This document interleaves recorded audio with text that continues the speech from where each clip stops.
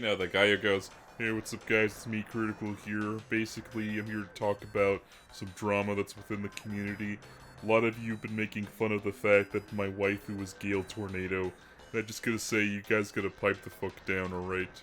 Listen, if I want to get my nuts off to a clown girl, that's my business, no one else's." Yeah, not enough mentions of, like, dicks and shit, but good job. Oh, Gale Tornado is the Phoenix Wright one, Yeah. right? I didn't know who that was. I had to think about it. She's like the girl, literally girls goes, "Hey, yup," in that Yeah. Speedo sausage animation. Yeah, and that one time I said, yup, you thought I was referencing it. You think I reference everything, piece of... I was gonna say piece of bitch, so I'm gonna still say piece of bitch. Piece of bitch, that's good. Anyways, like you said, this is a podcast or something. We talk about things in which you do in podcasts, I think. It's basically our Discord calls, like normally, but recorded. And slightly edited, with like obscure video game music put on top of it. I was talking about this with Jekrix, but on my second account, which I upload music with the express permission of those who made it, teehee. I mean, getting a lot of interaction with that, and a lot of comments are like, "What the fuck is this game? I've never heard about this, and why am I getting this recommended on like my YouTube?" And that's all I can really ask for. More people C-based games. I think I said this before, but the reason I started streaming is not because I like it, it's because it gives me another avenue to force my weird, obscure video game OST taste on people. And you just have to sit there and take it. I promise this whole podcast will be nothing but Last Bible music. That'd be kind of based. I did all of the Yu-Gi-Oh! Monster Capsule GB music. You know what you should use? Because I was listening to it the other day, because I found someone actually uploaded it. You should use the Pingu for Game Boy OST, because that actually goes hard.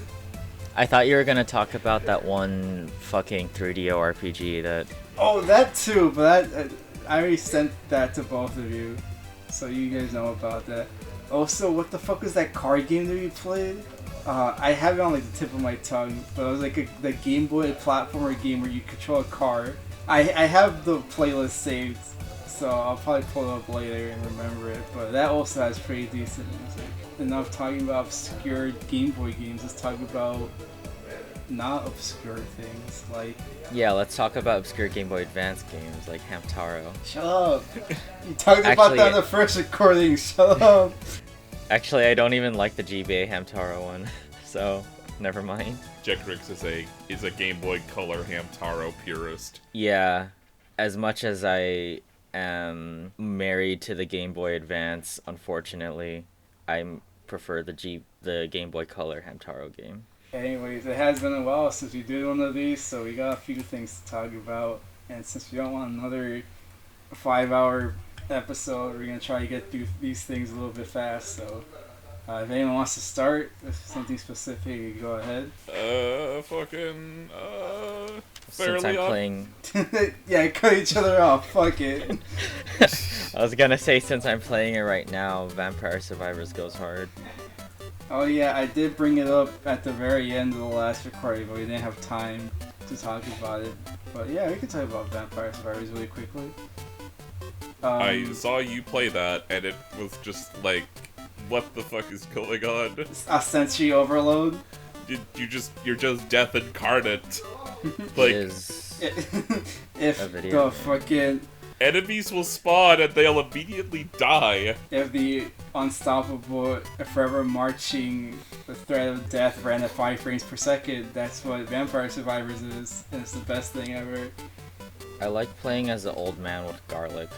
Yeah, I'll get just real quick to describe what it is. Vampire Survivors came out last year, and it is a roguelike where the main goal is that you control a little character, and you get, your weapon upgrades and your passives, and the goal is to survive 30 minutes before you get taken out by Death himself, and then you just keep doing that over and over again. And it's a very simple gameplay loop, but the thing is, the guy who worked on this game, or the team, have a background in designing those like slot machines and gambling machines and all that shit. So they really have the science of getting that serotonin going and that dopamine in the visual design and in the sound effects. So every weapon upgrade, every fucking pickup, every hit just has that like visceral feeling you get when you like use something like a slot machine. You get like that small dopamine you hit of like a small win until you get those big, jackpots. And so yeah, the gameplay loop is super quick, super addictive. There's a lot of characters you can mess with, a lot of weapons, and y'all can combine to make stronger ones. It's a very basic roguelike in the grand scheme of things, but it really is super addicting. And if I had played it last year, it'd probably be my game of the year last year, but I only got around to it earlier this year, and it's really fucking fun. Question is though, will it beat like the other game of the year contender? Or get to the other game of the year contender really quickly, but I mean, it's pretty fucking good. Vampire Survivors, you saw it, Seth. You know you have the god run, and when your fucking computer, no matter what specs it has, starts running at 5 frames per second, and enemies just spawn in, you get a flash of fucking visual effects that are gone, and then immediately another wave spawns in. It's just that for like 10 minutes. I'm too bad at the game right now, so I haven't gotten to that point yet. Well, it's also, when you start the game, you don't have all the weapons or the upgrade trees or like the characters, so, or you don't have like enough money to buy all the passives that stick for, like, there's like a little unlock section where you could upgrade like your speed and like the amount of bullets you shoot out and stuff like that. Yeah, I saw those. Yeah. And obviously that has an effect on a run. I'm okay with my garlicky old man for now, though. He's pretty fun. I like standing still for 2 minutes at the start of the run. Yeah, he just has that constant AoE around him, which makes him a pretty easy character to play with. Yeah, because all the bats die in one hit, and I'm only at the first stage. Yeah, I get it. But yeah, Vampire Survivors, it's on Steam and mobile devices right now for $5. On mobile, it's free, but the DLC, which unlocks like more stuff. Oh, it's free on mobile? I didn't even know that. The DLC to unlock more stuff is only, I think it was like $2 or $3. Yeah, but it's also $2 or $3 on Steam. That's actually fucking phenomenal. You only get the first stage and I think 2 characters on the free if you don't pay anything, but yeah. I was about to say, like, yeah, if you had the spirit change, pick it up, but yeah, it's actually really fucking good. Yeah, I only paid for the thing because there's like this Google survey thingy that you can fill out, which gives you money towards Google Play, and like I had $10 and I'm not using it, so. Yeah, no, it's super cheap game, super fun. If you see footage of the game, I think you understand the appeal, but you really won't understand it till you get your hands on it. And it's like, after that first run, it really does click. And and once you get that first god run, you meet that 30-minute mark. The game has you. It has you in its grips. It's so good. Highly recommend. Part of the reason I started playing it was because there's this Doom game that never got released and was announced with like around when Doom Eternal came out, called Mighty Doom, and it's a similar gameplay loop to Vampire Survivors, where it's just like a top-down thing and you beat a bunch of enemies, except instead of one endless room, it's like you go room to room. But because that game came out, I was like, you know what, I'll finally actually boot up Vampire Survivors because I've had it installed for a couple of weeks. And now what I do is, because the Doom one is like money hungry, free to play with microtransactions, you can only play like 4 times a day. So I play that, and then I just switch over to Vampire Survivors for the rest of my free time. Ooh, I got a skeleton guy. Yay! Mortaccio. Oh, I like the skeleton guy. Yeah, he throws bones. Bones. Okay, I feel like that's enough of that though. Yeah. Before you got cut off, Seth, you were talking about something you were playing. Fairly OddParents, Break Into Rules, fucking rules! Is that the GameCube one, or Yeah, it's the GameCube, but it's an okay, like, platformer. is it like definitely a licensed platformer of the mid 2000s? You're goddamn right. You know what? Those, even if they are kind of sucky, I do miss those kinds of games. So yeah, I can see the appeal of it. Yeah, it's like basic platforming. I like the idea of just exploring a level to get all like the stars to like make a wish that solves a puzzle. It's just that there's not a lot of creativity with solving the puzzles in the game, and it's pretty basic stuff. You're pretty Like- basic stuff. Yeah, that's why you love me, Jekrix, because you're as basic as me.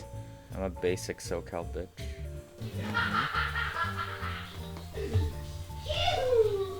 Anyways, Fairly OddParents Break Into Rules. Actually, the final boss is kind of cool, because the whole point of the game is that like Vicky like took the rules and like has like kind of fucked up like the fairies and shit like that. She So broke they're- them. Yeah, broke them. Haha. So Jorgen is like, all right, for your last test, you gotta like make Vicky wish that she didn't have the rules, and so he turns her into a dragon. So you have to like make her hit parts of the stage that play voice recordings of her saying, "I wish I didn't have the rules." Oh, that's actually a neat concept. Yeah, it's pulled off okay, but I think like if it had more like time to cook, it could have been like a really cool final boss. To cook. Shut up. What do you mean? What? That's just like a common turn of phrase. Leave him alone. It's modern slang, so I hate it. I know we all Modern love. slang. You sound like fucking Maury Calliope, where she's talking about lean, and then the guy's like the fucking caught casually of this woman. I just. Sad, they did have time to let it cook. It's called Shadow Showdown. It's the objectively better of the two games. You goddamn right that's something I'm gonna play soon. Hell 'Cause yeah! I have that as well. Damn, you got the best duology on the GameCube. Pikmin what? Never heard of her. Metroid Prime who? Zelda, huh? Wind Waker, more like this game makes me break wind because it's poopy fart stinky. Oh yeah, there were 2 Zelda games on the GameCube. I've only heard one person's opinion of Metroid Prime 2, and he thought it was kind of mid. Who was it? Dox him right now. Some call me Johnny. Oh, okay. Well, guess he's getting fucking eviscerated now. Having an opinion that differs from others? Well, what is, like- Unacceptable. Well, what is the consensus on like Metroid Prime 2? I'm pretty sure everyone loves the first one and people like the second one. And I think the third one is the one people usually don't like. When I say don't like, I usually mean it's the weaker of the three. Yeah. It is the one with the motion controls. Yeah, but the motion control is actually good. Yeah, Yeah. but like it also has gimmicky parts where you have to like insert a key or something and rotate your arm. Press those keypads. Pump that sumbitch up. I love gimmicky Wii remote controls. I love the Wii. I love the fact that Nintendo designed their games for the controller instead of the other way around. Hell yeah. Speaking of Nintendo, Capcom made a bunch of games for Nintendo, and they were called Mega Man. And there was like 6 of them on one fucking console, and I played 4 of them. Mega Man 3, 4, 5, and 6. Fuck 1 and 2, I guess. Well, I already played 1 and 2 earlier, but like, yeah. I've only ever played Mega Man once. I'd like to hear these opinions on these future ones. Which I entirely remembered it, but I think it's like... What the fuck was that? I'm telling you, everyone's awake in this house and they're all getting drunk. You're gonna have to cut my audio a bit here, Seth. Okay, I just wanted to know what was going on. Oh, it is you're Saturday. Yes. And this is the only day all of us don't work, so we all take the chance we can for the free time. That's fair. Anyways, you're talking about Mega Man. Mega Man 2 is like the best one on NES. Like that goes without saying. Does it? Mostly because like it's the only one where most of the weapons are good. Like metal blades and the quick boomerang, and the air shooter. Like 3 out of 8 weapons that are good. Like that's a rarity for a Mega Man game. Excuse you, Gus Van's weapon in Mega Man 1 was the best one. He could pick up boulders. And yeah. So yeah, that's that. I will say Mega Man 1 has like one of the best weapons because the Elect Beam is pretty fucking good. Literally breaks the design of the game, which is why they have it as a secret weapon, except it's not a secret weapon because you needed to beat the final stage. But that's where Mega Man 3 onwards. It doesn't have a weapon that could replace your Mega Buster. And for some of these games, the Mega Buster is just straight up just the best weapon in the game. Especially when you start charging it. Which is probably, maybe not having it be the best weapon, but you probably do want your default little pea shooter to be at least pretty good. It's what's going to carry you for the most of the game. Like, yeah. Most people don't use their super weapon, the boss weapons, unless it's for like another boss encounter because you have limited resources on that. Meanwhile, your Mega Buster's you always have it. Yeah, that's true. I was like, I want to try out these new weapons, and then most of them kind of suck. I mean, when you're, what is it? It's like 8 Robot Masters between 2 and 6, and then only 6 in the first one. You gotta make unique weapons and patterns for all of them. I think you run out of ideas quick. Yeah. Especially if you want to be actual weapons and not like situational puzzle solvers. Like again, Gus Man in Mega Man 1.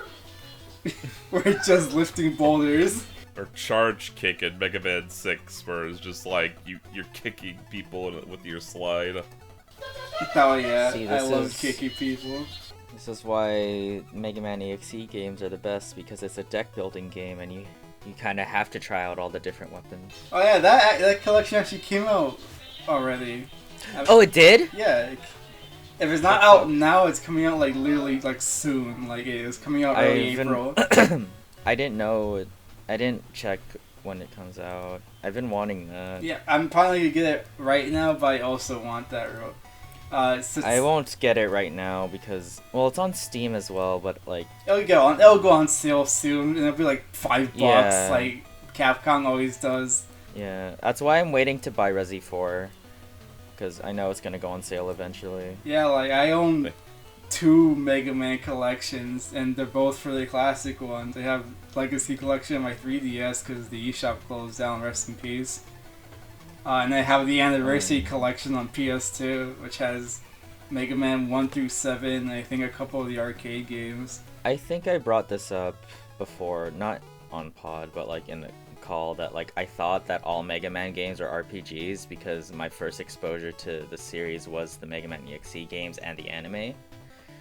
And I thought it was like all Mega Man stuff had him. Like I knew there were different Mega Mans, but I didn't know that was like actually different robots. I thought everything was like a computer program. Like it is in the EXE games, which is yeah. I want to replay those. Those are quite fun games. I have one of them in my drawer. Do you know which one or no? Let me look to like move the microphone because it's right in the way of the drawer. Your very special Mega Man drawer only for this one game. It's actually the GBA drawer. Yeah, your one GBA game. It's Mega Man Battle Network. Goku 2. I love Goki.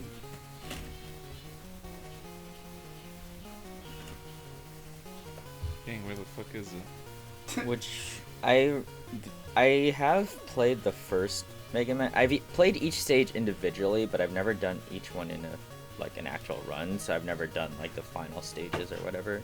And I've not really touched the other Mega Man games at all. I think with like Mega Man, everyone talks about the Wily. in terms of like bullshit difficulty, everyone talks about like the yellow devil. I think like one of the I think like the boss right before the fourth one, I think that one is pretty bullshit. Yeah, that's fair. Yellow devil. Yellow devil is like the fuck. iconic one, yeah, because its patterns kind of hard. But then there's that cheese where you just like pause and unpause the game. It does infinite damage.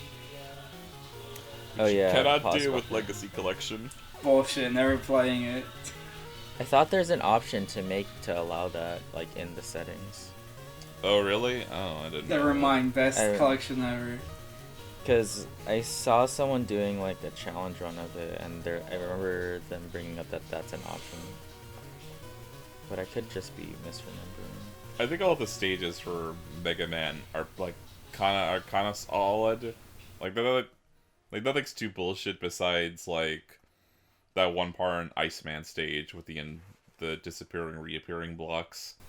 Yeah, but the patterns aren't that bad. The bullshit part is the floating fucking platforms you have to jump on. Not because they're hard to jump on or anything, but because sometimes you just don't spawn in because they fucked up the programming on it. Yeah. And so you're left just floating on the fucking platform with no way to go, so you have to kill yourself. It was the 80s, man. It was the 80s, and now it's not the 80s. It's the 20s. We've regressed. The roaring Mega Man. 20s. Mega Man 2 is just a masterpiece. Are you That's your confident I'm opinion. saying that? Yeah. Man played 6 Mega Mans, and he said he peaked at 2. They kind of did. Like how I rank the Mega Mans is just like Mega Man 2, 6, 5, 3, 1, and then 4.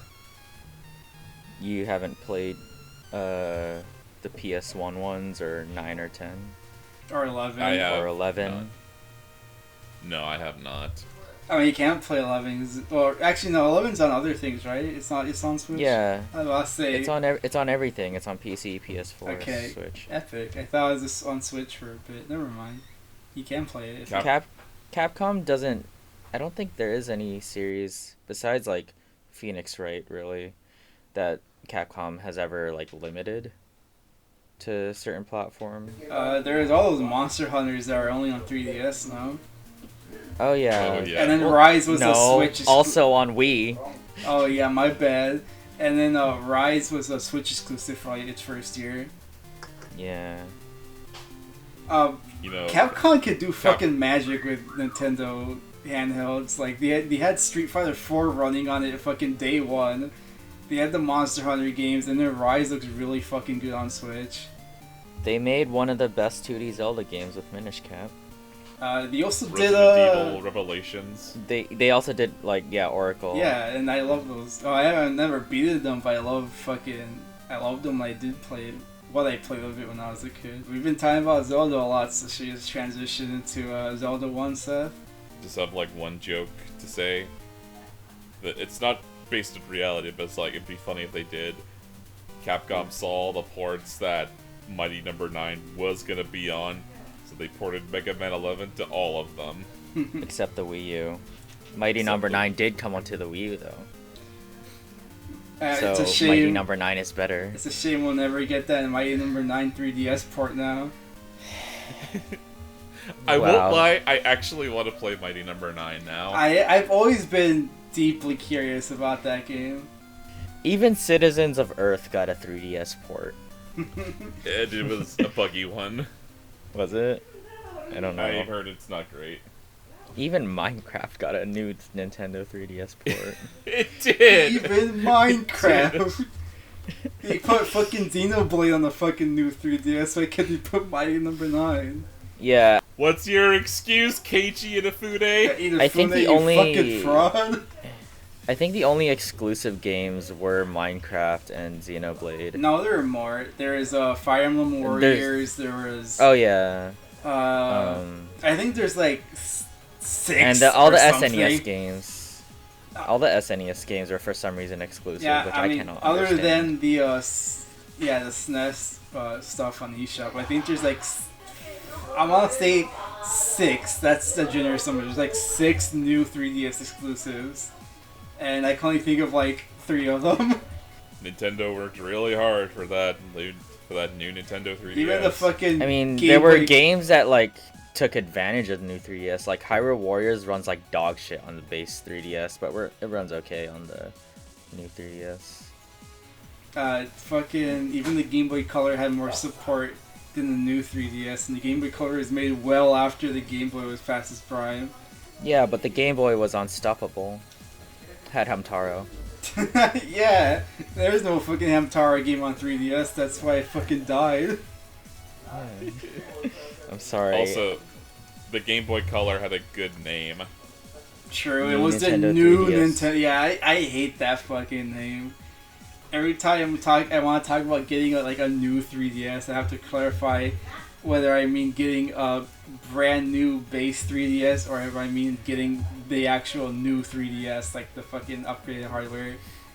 I remember my sister thought that the 2DS was what people were calling the original DS. That's funny. She was confused. I remember being confused when the DS had a bunch of fucking model names, and now the 3DS comes and I'm even more confused, man. Yeah, DS, DS Lite, DSi, DSi XL. Yeah. I only had a Lite. I never had an I like everyone else did. I have like Same. But 4. then like now I don't own a DS. I have like 4 DS Lites for no fucking reason. Can I have one? No, they're mine. Fuck you. You have like 4 Nintendo Switches. I have 3. Shut up. I got one for free. You know, maybe we should be grateful that Nintendo isn't making like another model of the Switch, because they'll probably name it something stupid. True. I mean, Switch Lite makes sense, you know, it follows suit. I think Lite is fine. I think it's stupid that the upgraded Switch with the bigger screen is called the OLED, because the Switch already had an OLED screen. It's just that the new one has a bigger one. No, I think the original one just has an LED screen, not an OLED. I'm pretty sure it is OLED. Technically. It's just not good because it's tiny. I don't know. And it costs like $50 more. God. Yay! Anyways, I want to talk about Zelda 1.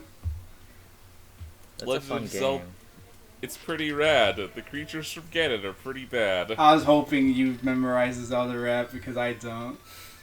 I just remember the dorky kid vibing to it. After that, God, I Someone love- should make a mod of Zelda 1 where like that but, opening yeah, where Zelda it does like 1 the text scroll, it just has Oh. a Zelda rap. Discord. No, they should do a mod where you just have like a fucking MP3 file of that playing throughout the overworld. I Yeah. don't think that's possible on the NES. Oh, fucking do it for the Satellar View remake of the Zelda 1 on Super Nintendo. How about that fucker? Good point. Anyway, Zelda 1, I like it. It's pretty good. It surprisingly holds up after like 35 years. Yeah, I think it's still pretty good. I mean, the way it was designed for it to be like this, like it's like this a big sandbox for people to explore and figure out on their own, and a lot of secrets that you get to discover on your own. And the point of it was either you consulted the guide from Nintendo Power, or you exchanged it between friends to like figure it out. And I feel like 35 years later, it still has that kind of charm to it, even though now you can just like go on fucking the Zelda wiki or whatever and pull up all the secrets. I still think it. None of the secrets I feel like two. Some of them get there, but I feel like once you learn like, oh, the bombs cover up hidden walls, or you burn certain bushes to get secret like passageways. You figure out like the patterns. Like it's always like if there's a bunch of bushes, it's usually the one in the middle or like to the farthest of either directions, or if it's a bomb, it's usually in the part where it's like protruding or kind of out of the way. Like I feel like it's pretty well designed where you could kind of figure out most of the secrets on your own. I mean, Yeah. I was able to beat it when I was younger without a guide. And most of the secrets are just like more rupees, which you don't really need, which is nice. They're your error count. Yeah. Don't you get like infinite arrows at some point, or I'm misremembering? You don't, no. I'm probably thinking of like the magic wand. Yeah, that one, like, it eats up your rupees, right? I think so. No, your arrows do. There is no arrow count in that game, and it uses your rupees as arrows. Oh, that's right. So if you don't have any rupees, you can't defeat Ganon. Because you need to use the arrow to beat the game. Yeah, it's like you hit Ganon 3 times and then you shoot him with the head in the air. That's one good play of how the game is. The bosses are all like way too fucking easy. Like disgustingly easy. Like most of the bosses you could beat in 1 or 2 hits. I'm okay with it because the combat isn't really much of a focus in that game. Yeah, but I feel like if you're gonna have bosses, at least make them a little bit more challenging, or at least be more like puzzle bosses where you gotta figure out a way to beat them. Most of them are just like, fucking hit their weak point for massive damage. Fucking dragon head with 3 heads. Oh, now it has 5 heads.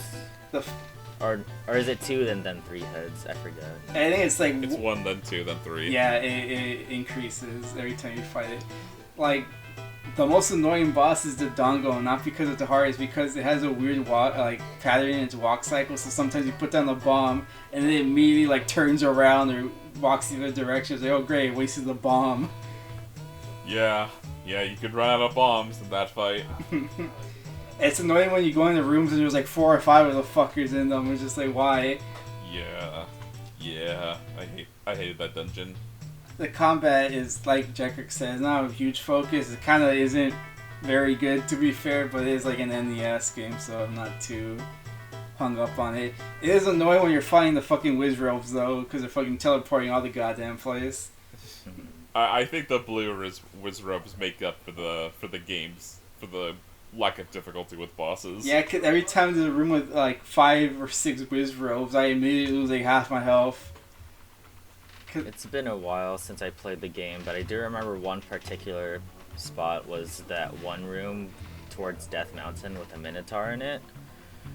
I had trouble passing that because I was trying to beat it with like low hearts, and I was refusing to just go around and find more health.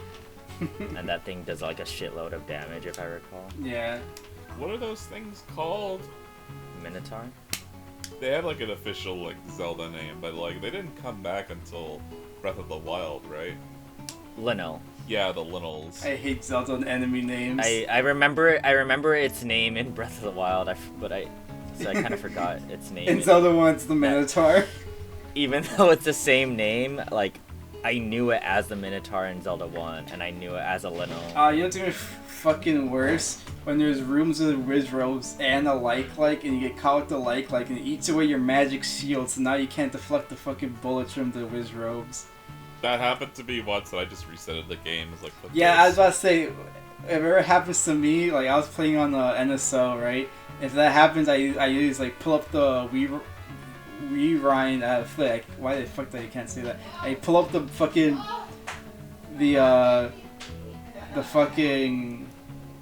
I pull up a save, I reset, and I start over because I don't want to grind up rupees to buy another magic shield because it costs like 120. For like one of the earliest NES games, I still think it holds up.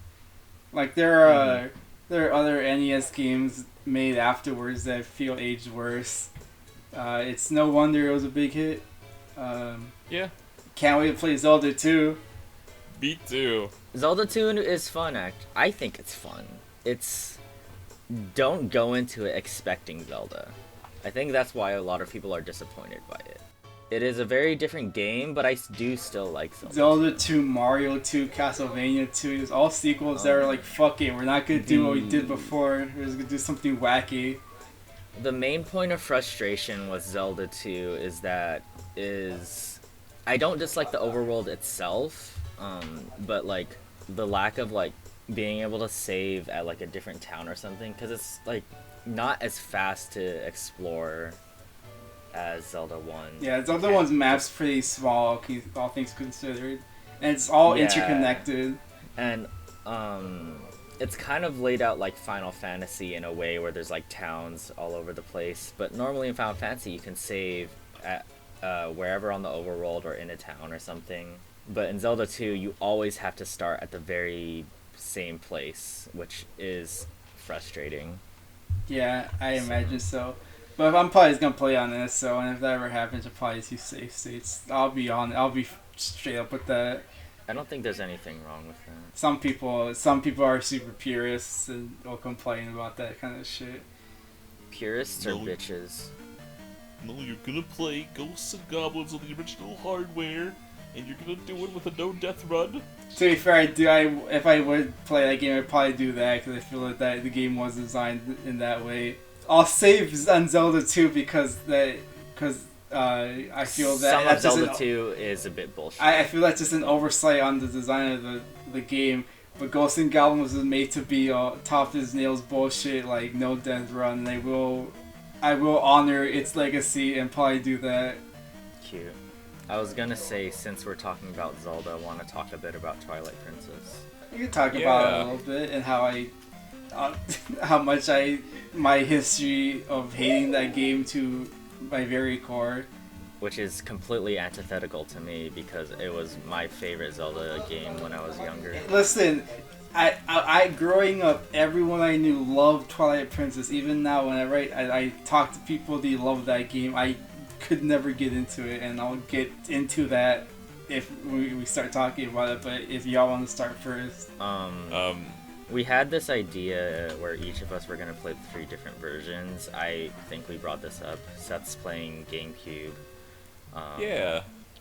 James is playing Wii, and I am playing Wii U because I'm the only one with a Wii U. And also, I spent $50 on it, so I should play it. But yeah, it was my favorite Zelda game growing up. I understand a lot of problems people have with it, but I think it has been a while since I played it, so I could be blinded by nostalgia. But I do still think there's a lot about it that is pretty good. But I do agree with some of the points people have about its flaws. My biggest contention is that the tutorial is so fucking long. I don't find that to be that big of a deal, because the game itself is also just pretty long. So proportional to the rest of the game, it's not that big of a deal. But I guess as a first impression, it's... Don't remind me that the Zelda games are long. It took me so long just to get through as far as I did. It is the longest Zelda game. I want to play Zelda 1 again. That took me like 2 days. Yeah, it's definitely one of the longer Zelda games. It doesn't have... I think the Zelda game with the most dungeons might be A Link to the Past, but like... Link to the Past is good? And yeah, it's the dungeons do go faster and stuff. And also no cutscenes. God, remember when games didn't pad out its runtime to cutscenes? Fuck. Probably Princess Wishes. Anyway, before I go on why I fucking hate the stupid opening of the game, I will say this.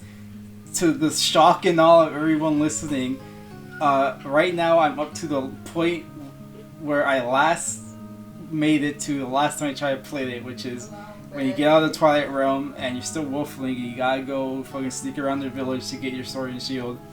I will say this, all things considering, this recent playthrough, I have come out of it slightly more positive to the game, but I still have my fucking gripes with it. One thing I will say, and something I've always kind of admired, but I've admired more as I think I've grown up, is the atmosphere of the game is pretty fucking top notch. I'll give it that. Yeah. I think that might be a reason I was drawn to it. Like the beginning section where it's just like a cozy little like village, and you get to meet a lot of the townsfolk, and it's just really nice. It's really cool, like even like the creepiness of the forest, and then transitioning to like the fucking dystopian apocalypse of the fucking like Twilight creature invasion. It's all pretty fucking top notch. I do actually like the part in the Twilight Realm where you're like climbing on the roof in Hyrule Castle to get to Zelda. I think that part's pretty cool. It's a pretty fun sequence. I'll give it that. If I still have my issues with the game, I think it's way too slow. I think like fucking Seth brought up, the tutorial goes on for way too long. I don't like the first dungeon with the forest. It is pretty. Oh. It is short. I'll give it that, but I really don't like dealing with the first like 3 enemies you deal with 2 of them being small and super fast is really annoying. Especially I'm playing with the Wii controls, so you gotta do the fucking waggle controls, which might. Oh, that's right. I'll admit this. Maybe it's the waggle controls. Maybe it's the waggle controls, but I do not like the combat in this game. I think the combat's fine. Shut up. I'm right, you're wrong. I smell good, you stink. Okay.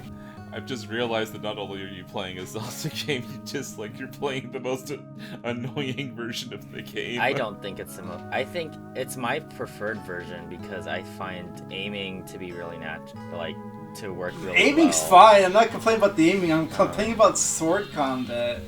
Fucking. I don't think it's that they bad. want you to do because no. a single firm shake is the same as a B button press. If you just see it like that, then it's not that bad. Okay, but so I am using a Wii Motion Plus control. Like I'm using That the doesn't optimal. affect it. I'm using No, the the Wii optimal. Motion Plus doesn't affect it. I'm using the best Wii controller I have. I have my sensor bar set up perfectly. But sometimes when it asks for a horizontal swing and I do a horizontal swing, it does not register it. Sometimes I have better fucking luck registering hits by fucking floating my goddamn arms around like we're having a fucking episode than I do actually The doing... game doesn't ask for directional swings. Yes, it fucking does! To change the direction of when you're swinging, it's like you hold the Z button and lock on, and then you press left or right on the joystick like you would in Ocarina of Time. It doesn't ask for like specifically a horizontal or a vertical swing in this game. I usually just resort to the fucking like jump attack where you jump up and do like a downward slash because it just requires like an A press, which I can do an A press. I can't do waggle controls. Anyways, Twilight Princess is dumb and stupid and I hate it, but I will play more of it because I've made this blood pact. Also, having quick access to 5 items is really convenient. That is nice, I'll give it that. I'm not complaining about that either. Like, you only have 2 items in the GameCube version. That's stupid. I'm not complaining about that. I know you're not. I will say that is nice. Like, I don't understand why Minna had to be on the Z button. You could have just put her on one of the D-pad buttons, so that way you still had access to 3 items like in Windows. I will say this, and it's probably just the quality of my TV, but I do think the game is way too dark sometimes. No, it is. Like, I crank up the brightness, like, it has that screen where it's just like brightness settings, just like adjust your TV's brightness so you can see the 3 boxes. I had to crank my bitch up all the way. Like, it gets pretty fucking dark. I get that's the aesthetic, but like, I have a better time fucking making shapes out from like Rorschach tests than I do from this fucking game. Anyways. Yeah, especially like in the beginning, it is sometimes too dark. I think it's better about it. No, there are some parts I can think of specifically where the lighting is an issue. But that's later in the game. The only time I've ever had to do that was, besides Twilight Princess, was for Kelp Forest in Battle for Bikini Bottom. Oh, I didn't play Battle for Bikini Bottom, but I did play the SpongeBob SquarePants movie, and there's an equally dark area in that game, and yeah, I remember having to crank up my PDC for that. That and the Ghost Bayou in Pac-Man World 2, that was also pretty dark. Especially in one of the levels where it's like a maze, and you gotta navigate through it, and it gets pretty fucking hard to like actually make out where you're going. I've only played the GBA versions of those SpongeBob games. You didn't play the GBA version of Pac-Man World 2?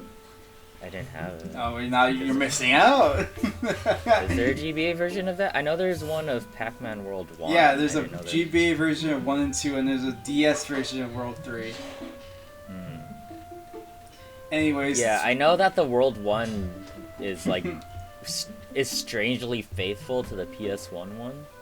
Like, yeah, they actually try to like port. Yeah, they actually try to emulate the level design, which is interesting, because that is not what Battle for Bikini Bottom or the movie game did. Aren't these like 2D platformers? Yeah, the Battle for Bikini Bottom is much more of a puzzle platformer, and it's the one I like more. And then the movie one is just okay. Anyways, Twilight Princess sucks. Don't listen to these fucking buffoons. But the fishing's pretty good, so 8 out of 10. Can't wait to You're play not even more. at the fishing Yeah, part. you do. You get the fishing rod Oh, right wait. at the fucking No, I thought- beginning of the game, moron. No, I thought you meant the dedicated fishing area. Never mind.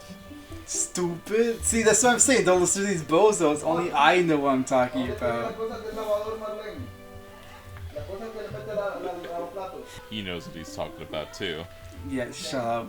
I like I said, I cannot control what these other 4 people who I live with do. And whether or not they decide to scream randomly. It's okay, I like Spanish. No, you don't. You're racist. Oh yeah. Classically so. The further I'm further than I think both of y'all on Twilight Princess. You're very I much told you further that- than all of us. I'm as far as plugging in my Wii U. I played the tutorial. I just have a lot of memories of the game. The last thing I did was I defeated the guy who rides the warthog, like on that bridge that's in Super Smash Brothers Brawl. Yeah. And The bridge fight. That's a pretty cool. Twilight Princess has a lot of like really cool moments. Yeah, it was a little finicky to like control. Like I wasn't sure what the game wanted me to do with the jousting, but I managed to do it. I think if the controls were like a little more conveyed better, I think it could have been like a really cool moment. But it's I think when you're like running around the field, like just defeating all the moblins That with part's like cool. that part's really fucking cool. Like they really make like Epona and Link, like they make up for how little Epona does in Ocarina and Majora's Mask. Yeah, Epona is more of like maybe a character. You get to name her too at the very start. Yeah, I believe it's the only Zelda game that lets you name. Well, besides like Breath of the Wild, that lets you rename your horse. but you have like as many horses as you want in that game. Yeah, and there is no Epona unless you choose one to be. Yeah, but as I was saying, yeah, they do.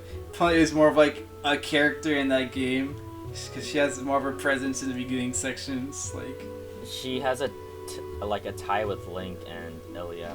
yeah, it's just cute. I used to think Ilia's name was just Leah, because even the first letter is a lowercase I, or a capital I, and for some reason, even though I know how capitalization works, I thought it was a lowercase L, so I kept reading it as Leah for years. Reminds me of Just with two L's. reminds me of Captain Ilima from Pokemon Sun and Moon, and people are like, who the fuck? People are like, what is this man's name and what is his gender? Captain Lima.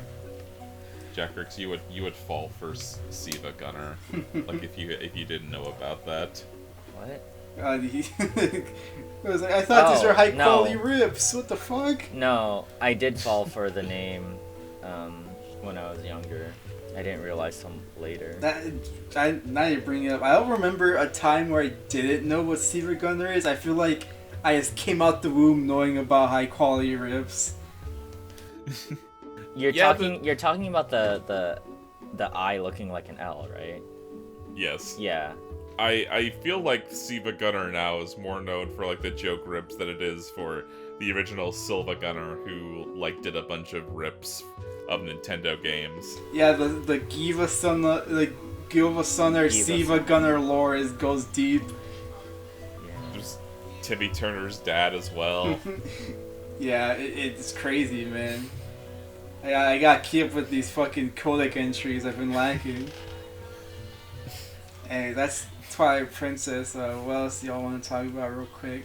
We're getting through this fast. I thought it would take longer than this. I think it's because I'm rambling less since I'm playing a video game. We gotta keep Jekrix with his fucking fidget spinner to get this going. Here you go, Jekrix. Here's your baby sensory videos with the fucking dancing bananas. I haven't been able to get past like 10 minutes in Vampire Survivor because I suck at this game. It is hard when you first start out, but you get it. You'll get it could eventually. Right now, I just have a bunch of garlic and some crosses. Have you managed to defeat Death, James? I know, I really... It is just about getting, like... I also haven't gotten all the weapons. You get some pretty busted weapons later on. And I know there is, like, a specific build that always gets Death. But I haven't gotten to that. Eventually. I'm mostly just focused on, like, getting all the unlocks before I'm actually doing Death. When me and my cousin went to go see the new Shazam movie, I was telling him about Vampire Survivors, and he was like, "Oh yeah, I already beat Death." And then he says like, "I have 60 hours in that game." It's like, what the fuck? I just like playing it because I like playing it. I'm not super focused on actually like quote unquote being the game. I haven't even touched the DLC either. Like there's a whole bit of DLC that I haven't fucking got into. I just think the game's fun and neat. It is. Well, let me get y'all started on what is undoubtedly the GOAT of this year. Fucking Pizza Tower. Honest, like literally, I'm thinking about what's coming out this year. Like fucking, the only thing that might beat Pizza Tower for me is in 2 weeks, finally released from its shackles, the Advanced Wars remake is coming out. I felt like you were gonna say that. And just A, because of my love for strategy games, and B, for my nostalgia of Advanced Wars, that might be it out. But man, Pizza Tower is the purest of Kino. One of the best video games I've played in a long, long time. And I think we could get to that. I feel like we all have something we could say about this game. I just love watching that game, and I can't wait to play it when it comes to consoles. It's very nice. It's very nice. Yeah, I mean, I don't even feel like we need to introduce this game. Everyone's been talking about it since release. People have been talking about it before release. Like, it's probably this year's big indie hit. Jesus fucking Christ! Why did this yell? Never mind. It's probably this year's big indie hit. And I really don't see anything, either indie or AAA, beating it. The only thing that have come close are a remake and remasters of GameCube games. Yeah, but I was say like the only thing. I was gonna say like the thing off the top of my head might be Resi 4. Yeah, I know a lot of people are going bananas about Resi 4 remake, But yeah, that's a GameCube game. Yeah. The best GameCube exclusive released on everything known to man. Yeah, even on the iPhone with the super shitty port. But yeah, fucking Pizza Tower, like people mostly point out the Wario Land inspiration because it is, fat Italian man going through like puzzle platform challenge stages, and then you have to run through the stage again for like the final bit of it. Obviously taking inspiration from Wario Land 4, but like it has a lot of inspiration from like speed games like Sonic, even like other platformers like Jazz Jackrabbit has a bit of that. What do you mean? I thought Sonic is just a Wario game. It has its art style like harkens back to like 90s cartoons like Ren and Stimpy and Rocko's Modern Life. Harkens back to MS Paint. Yep, the best. Yeah, like kind of like early Nick cartoons with that roughness, like the shaky lines. It has a fucking Mort the Chicken. Yeah, Mort the Chicken from classic PS1 mascot, Mort the Chicken. I love the story behind that. The creator Mick Pig, they just asked if he could have Mort the Chicken in the game, and the creator's like, yeah, sure. And now he's in the game. 100% based. That's how all crossovers should work, to be honest. I'm pretty sure that's how Sakurai gets most of his crossovers. That's how a lot of indie ones work too. Like, I'm pretty sure like that's why Shovel Knight's and everything. They're just like, hey, can I have Shovel Knight? Like, oh yeah. Sure. Yacht Club is just like, sure. It makes us money, you know, the fuck you're playing. Fucking. So, like, also all of those like indie cameos that are on like Xbox Live back in the day, like Super Beat Boy had like appearances from like Mighty Jillof, Bit Trip Runner and I Wanna Be the Guy. Yeah, fucking indie platform fighter number 972. Just those. Fucking, speaking of, Peppino is a assist in a recent one. Framemakers. Yeah, Framemakers. Framemakers is the only one I actually, like, am looking forward to. Yeah, because it looks good. It's by the people who made Super Smash Flash. Which, yeah, Super Smash Flash is like the best. I don't have to explain it further. It's just the best. It's the only thing I've ever backed on Kickstarter. But yeah, back to Pixel Tower. I mean, like, I don't know. I feel like there's a lot I can say about this game, but I feel like everyone's already said it. I mean, it is the big hit game of the year. Like, the level design is fucking top notch. What I really do like about the game is that every level has its own gimmick, and sometimes even has like multiple gimmicks, and yet it never like feels like the game is trying too much. And a lot of the gimmicks are easy to understand, and the expand on Peppino's moveset rather than like subtracting or like making it more complicated than it needs to be. And I don't think any of them overstay their welcome. That's also like you get like the only thing that might come close to that is the gun, but the gun doesn't change his moveset like say the suit of armor does. It gives you a just gun. adds to it. Also, they use the gun very smart. Like you get it at the end of the Five Nights at Freddy's level, and it's a great like punchline to the joke because you know. It's like, haha. Free roam Five Nights at Freddy's. Like, haha, fucking FNAF reference. But then it's like, what if you can shoot the animatronics and that's the end of the level? And when you're doing the run back, it's like, oh, you don't have to worry about the animatronic gimmick anymore because now you just have a gun, and you can blast them to fucking Kingdom Come. And then go ahead. I just started blasting. And then the very next level that uses it prominently is War, which is the most stress-inducing level in the whole game. And it fits the theming of the level, and it again the level uses the gun in very smart ways, and yeah, it doesn't really overstay its welcome. It is the power-up that sees the most usage because it's in those two levels. And then, which are like the longest level, or at least War is like the longest. It feels like the longest level. It felt the longest because it took me 30 minutes to beat it because I sucked at the game. And then it gets used during the escape sequence for the last bit of the game, which I gotta say that end boss, like the 3-stage boss, topped off with the escape sequence. Probably like the hypest final moments of a game that I can't remember in a long time. It is pretty cool how you just like running through like the whole game and picking up everyone you've met throughout. While also utilizing the old gimmicks in more smart, interesting ways. I do kind of wish they'd use more of the gimmicks because it mostly uses like the grind rares and the boost pads, but I feel like they use a good selection of them to make it feel like you really are getting through. It is like one last hurrah. The music is also pretty good. I like how it's not like stressful like the regular escape music is. It's more like jazzy, more smooth. It does feel like a victory lap around the tower before you fucking blast it away. It's triumphant. Yeah.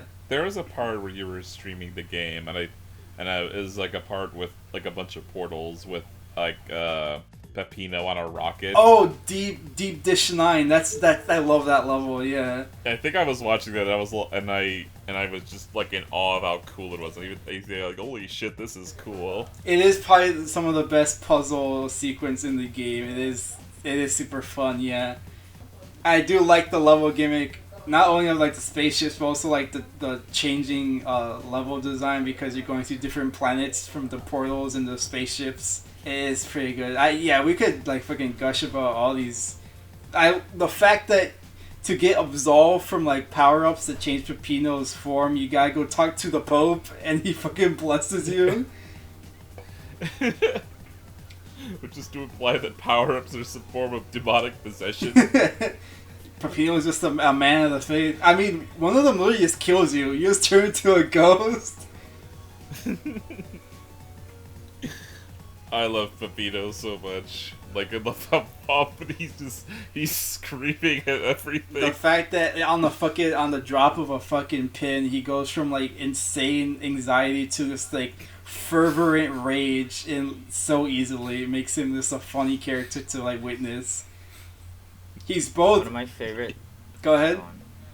No, I'll say it after. No, you go ahead. It's fine. I was gonna say relation to Celeste because the Celeste Twitter account retweets almost all fan art, and there's a lot of like Pizza Tower Celeste fan art that they retweet too. Yeah, there's that Twitter thread. It's just like trans women can air dash and climb on walls. Trans man can perform boulder dashes and reach Mach speed. And it's like non-binary. It's fucking Chris from Dolchroom. It's just like unlimited Riz. Yeah. That is the three genders. They got it. I wish I could dash through walls. I wish I had unlimited Riz. Fuck.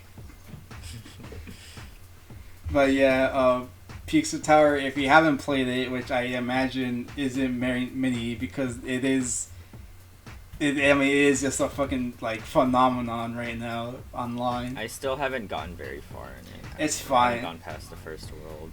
I just haven't had time, and it's too much of an investment.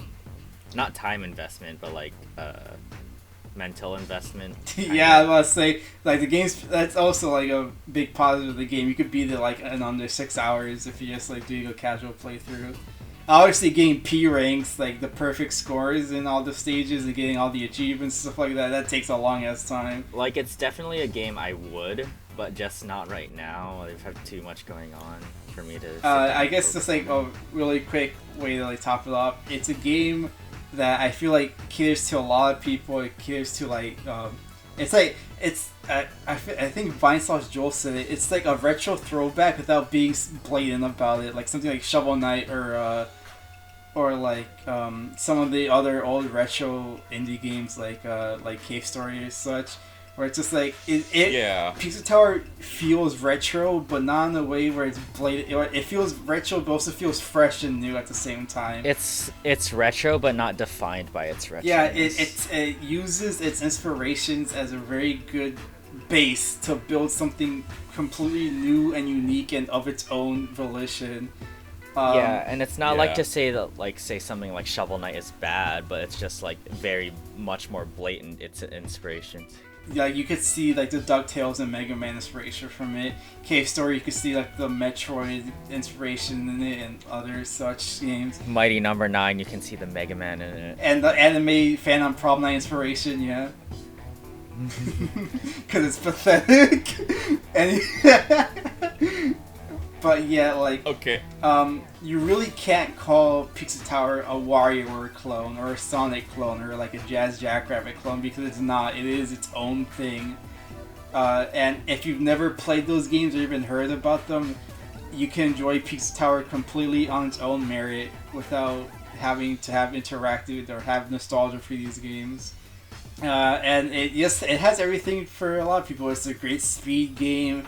There's a lot of things for completionists. It's just a fun game to play through casually. It's pretty short, so like it's not a huge time investment. It is just a solid fucking indie game and one of the best games I've played in a long time. And I honestly can't see anything beating it for a long time. It has a level called Oh Shit. So therefore, it's a 10 out of 10. Nothing more to say. I feel that we could move on now.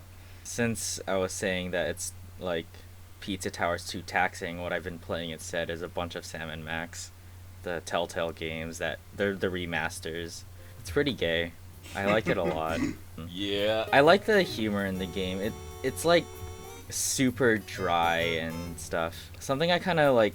There's the idea of like show don't tell, but like a lot of the humor from Sam and Max is them just telling a bunch of things that make no sense or like are almost impossible to describe, but super straight face with like just saying, yeah, this happened.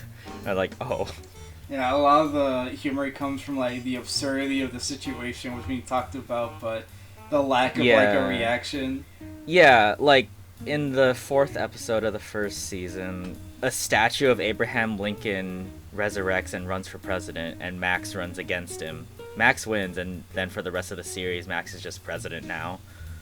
And then that's just kind of a thing that happens. And then the head of Abraham Lincoln, because you blow him up in the final at the end of the episode, is just a character that is in every episode that you can just talk to.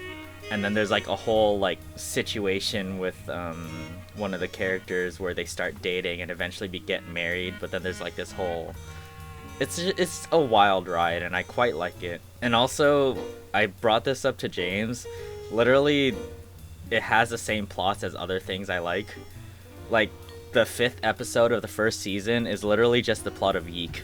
Aww. Because there's this computer AI that's kind of like changing the world and showing that like there's a bunch of different realities that can exist, and they use the same words that Yeek does, or like there's a different reality and everything, and all this shit that sounds like Yeek. It's a green rope. Unless they say the word soul survivor, I don't believe you. It's a green female robot person that like the characters have to talk to a lot, that they see out of nowhere, and like Sam and Max just see out of nowhere because they're infesting their brain, just like how Essentia was with Alex. And it's literally just Yeek, and I hate it. This is giving me huge, like, this is just a tweet where it's like, man who's only seen Boss Baby watch another movie. This is giving me very strong Boss Baby vibes. Man who's only played Yeek plays other game. No, because I've brought this up. Yu-Gi-Oh! Vrains has the same plot as Persona 5 Strikers. You like the worst things. I don't want to elaborate on that.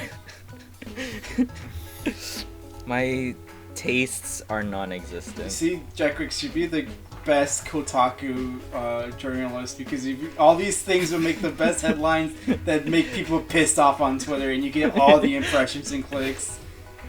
I just find it funny to make these connections. I don't actually think they obviously have the exact same plot or whatever. No, the brothers act completely ripped off Sam and Max. Time to go to the Yeek court and complain. What didn't they rip off? Like, as much as I like Yeek sucks, I do not think it's a good game, but I do like it a lot.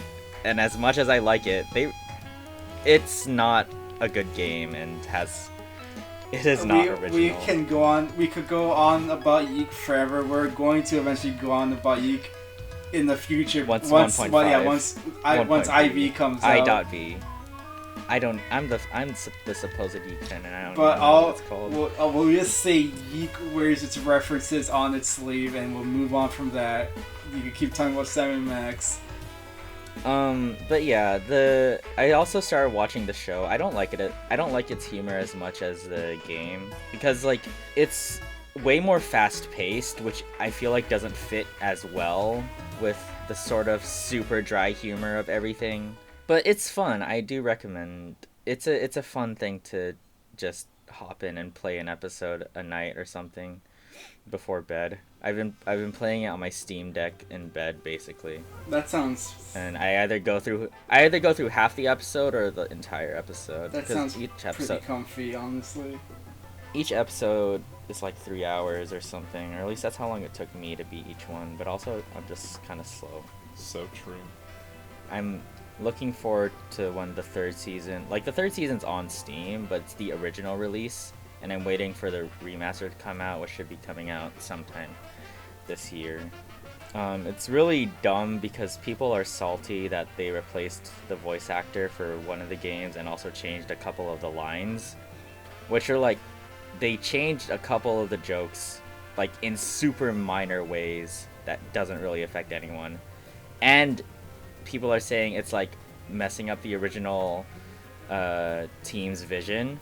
It's literally the original team that's working on the remasters. Like, they formed a new company and bought the rights to it, or reacquired it from Telltale after Telltale shut down. And they told everyone about all the changes that happened, that were made, why they were made it.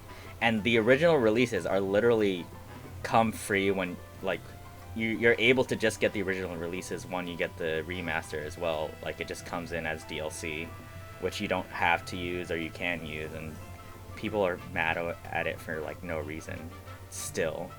Also, there's this one scene where there's a whole musical number for when Max becomes president, that of this super stoic FBI agent guy singing this big song for no reason, and it's really funny.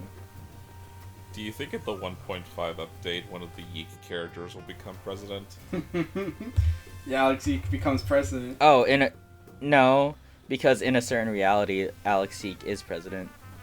That's the entire. Oh. That's like one of the things that can happen in the entire theory of Yeek. No. Yeah, it's That every reality is a thing, and like every person can be Alex. In one of the realities, Alex does know what Ligma is. That shitty Possible. meme from like that we made like 2 years ago. Shitty. I think it's probably the best thing ever. Who is Joe and why did he die of Ligma? Can someone please explain what's going on? Doing the classic Yeek pose. You cannot tell me that Alex would not go on Onism 1999 and fall for a fucking Ligma joke. He would. And it'd be fucking like Michael saying it because Michael's a prick in that game and I hate him. I remember sending James like a screenshot from my notes out, and I like drew a character in the Alex Yeek pose, and it said, "My notes are yeeking out." I might be able to find a screenshot of it. I had later. this cursed image in my head that I want to get back into art to make, and it's literally just Demi Fiend in the Alex Yeek pose. My favorite Demi-Fiend thing is still Obama. Just, oh yeah, Obama is the Demi Fiend. I love that image. Shin Obami Tensei is so funny. Obama? Whoever. I'm pretty sure I that's have what it chosen says. Chaos. I'm pretty sure it says Shin Obami Tensei on it. Which is just so funny. Fucking. We all know Obama is a based Megami Tensei player and Trump's a cringy Persona player. Joe Biden plays Last Bible. Because he got confused. He thought he bought King James Bible for the Game Boy, but he bought another Bible. Trump really would go play Persona 5, go like, Shiro, haha, that's me. And he romance Futaba and be very problematic. Just before our podcast, I was going through my Steam library, posting random reviews, and for Persona 5 Royal, I put, if you date Futaba, you're being put on a list. You are. There was that, like, I think it was like a year or two ago, the FBI was just like, yeah, we're monitoring certain profiles on social media to use specific profile pictures because you have correlations with, like, hate groups or, like, anti-government groups. And one of the profile pictures was just, what's his fucker's name? Akechi? Goro Akechi? Yeah, one of the anime profile pictures they were monitoring of people with Goro Akechi profile pictures. So they are on the list. The FBI watch list for hate crimes against the government. Jesus Christ. Anyways, play Persona 5 and date Kawakami. That's my plan for when I eventually play it. Either you make a teacher the pedophile or you're the pedophile. You can't win. I've said this before, but I like the way I like to think about it is that the Persona 3 protagonist has no girlfriends. The Persona 4 protagonist has all the girlfriends, yeah. And then the Persona 5 protagonist only dates the adults by accident. I mean, I'll only argue it with the fact that you cannot say P3 Protag has no girlfriend because Elizabeth is literally the biggest simp. She has literally crossed dimensions just to find a way to resurrect him. That's fair. But it's, like, not mutual. He's just kind of there. He's just there. I don't know. I say the P3 protagonist probably is a thing for Junpei. Well, Atlas is homophobic. So you can't that's date, every protag first partner relationship you even fucking acknowledge it in Q2. There's a scene where all the protagonists are talking to their respective dude bros, and they get all fucking flustered and blushy about it. I am absolutely pissed off that you cannot date Kanji in Persona 4. I'm pissed off that you cut out the fucking Yosuke romance. Yeah. I'm pissed off that we've had only one Persona main cast that were adults and gay, and it was Persona 2, and they'll never acknowledge it ever again. Yeah, because Persona 2 had Hitler. And it's also good, unlike the other Persona games. I hate Persona. So true. Anyways, I don't want to talk about Persona anymore. I want to talk about good things. I'm sorry. I always end up tying it back to Persona. It's fine. I've acknowledged this is a part of you that I cannot change. I've just accepted it. I'm not mad. I'm just disappointed. By the way, have you heard of Kingdom Hearts? Can I shut up? You're talking about Sam and Max and how fucking quirky it is, and it reminded me of a show that I was watching that's also really funny that I've talked about with you guys, I think, off podcast. And that is a fun little show that was on the Hub Network back in the day called Dan Versus. And I want to talk about that for a bit because I haven't watched much of it as of late, but I did watch all of Season 1 and a little bit of Season 2. And it's a great fucking show, and I want to talk about it for at least a little bit. Go ahead. I don't think I have much more to say about Sam and Max other than it's cute, quirky, and gay. Alright, so Dan Versus was one of the big shows on the Hub, right behind Transformers and My Little Pony. And it follows the misadventures of a man named Dan who has the worst case of anger management issues, who hates the world and everything in it, and he only wants to watch it burn, and every episode is him getting pissed off at a person or a group or organization or abstract concept, and then the whole episode is him plotting his revenge to get back at whatever pissed him off, and to varying levels of success. I guess for an example, I described this episode of Seth before, but for an example, one of the earliest episodes, I think it's episode 2, is Dan versus New Mexico, where an incident happens where he wants to destroy the entire state of New Mexico, and so the plot starts, he goes outside, his car's been broken into, someone threw like a red dirt brick into his car, there's a burrito outside his window, and then there's a random postcard in New Mexico, and so he vows his vengeance against the state of New Mexico. And so him and his dopey friend Chris go to the library to research the weakness of New Mexico, and the librarian offers to help him only if they accept to perform a hit on someone, because the librarian's being cucked, and he wants Dan and Chris to go kill the man who's cucking him with his wife, and they're about to, but then they chicken out. But luckily, the man gets hit by a bus and dies, so they're able to get the information they need out of the librarian anyways.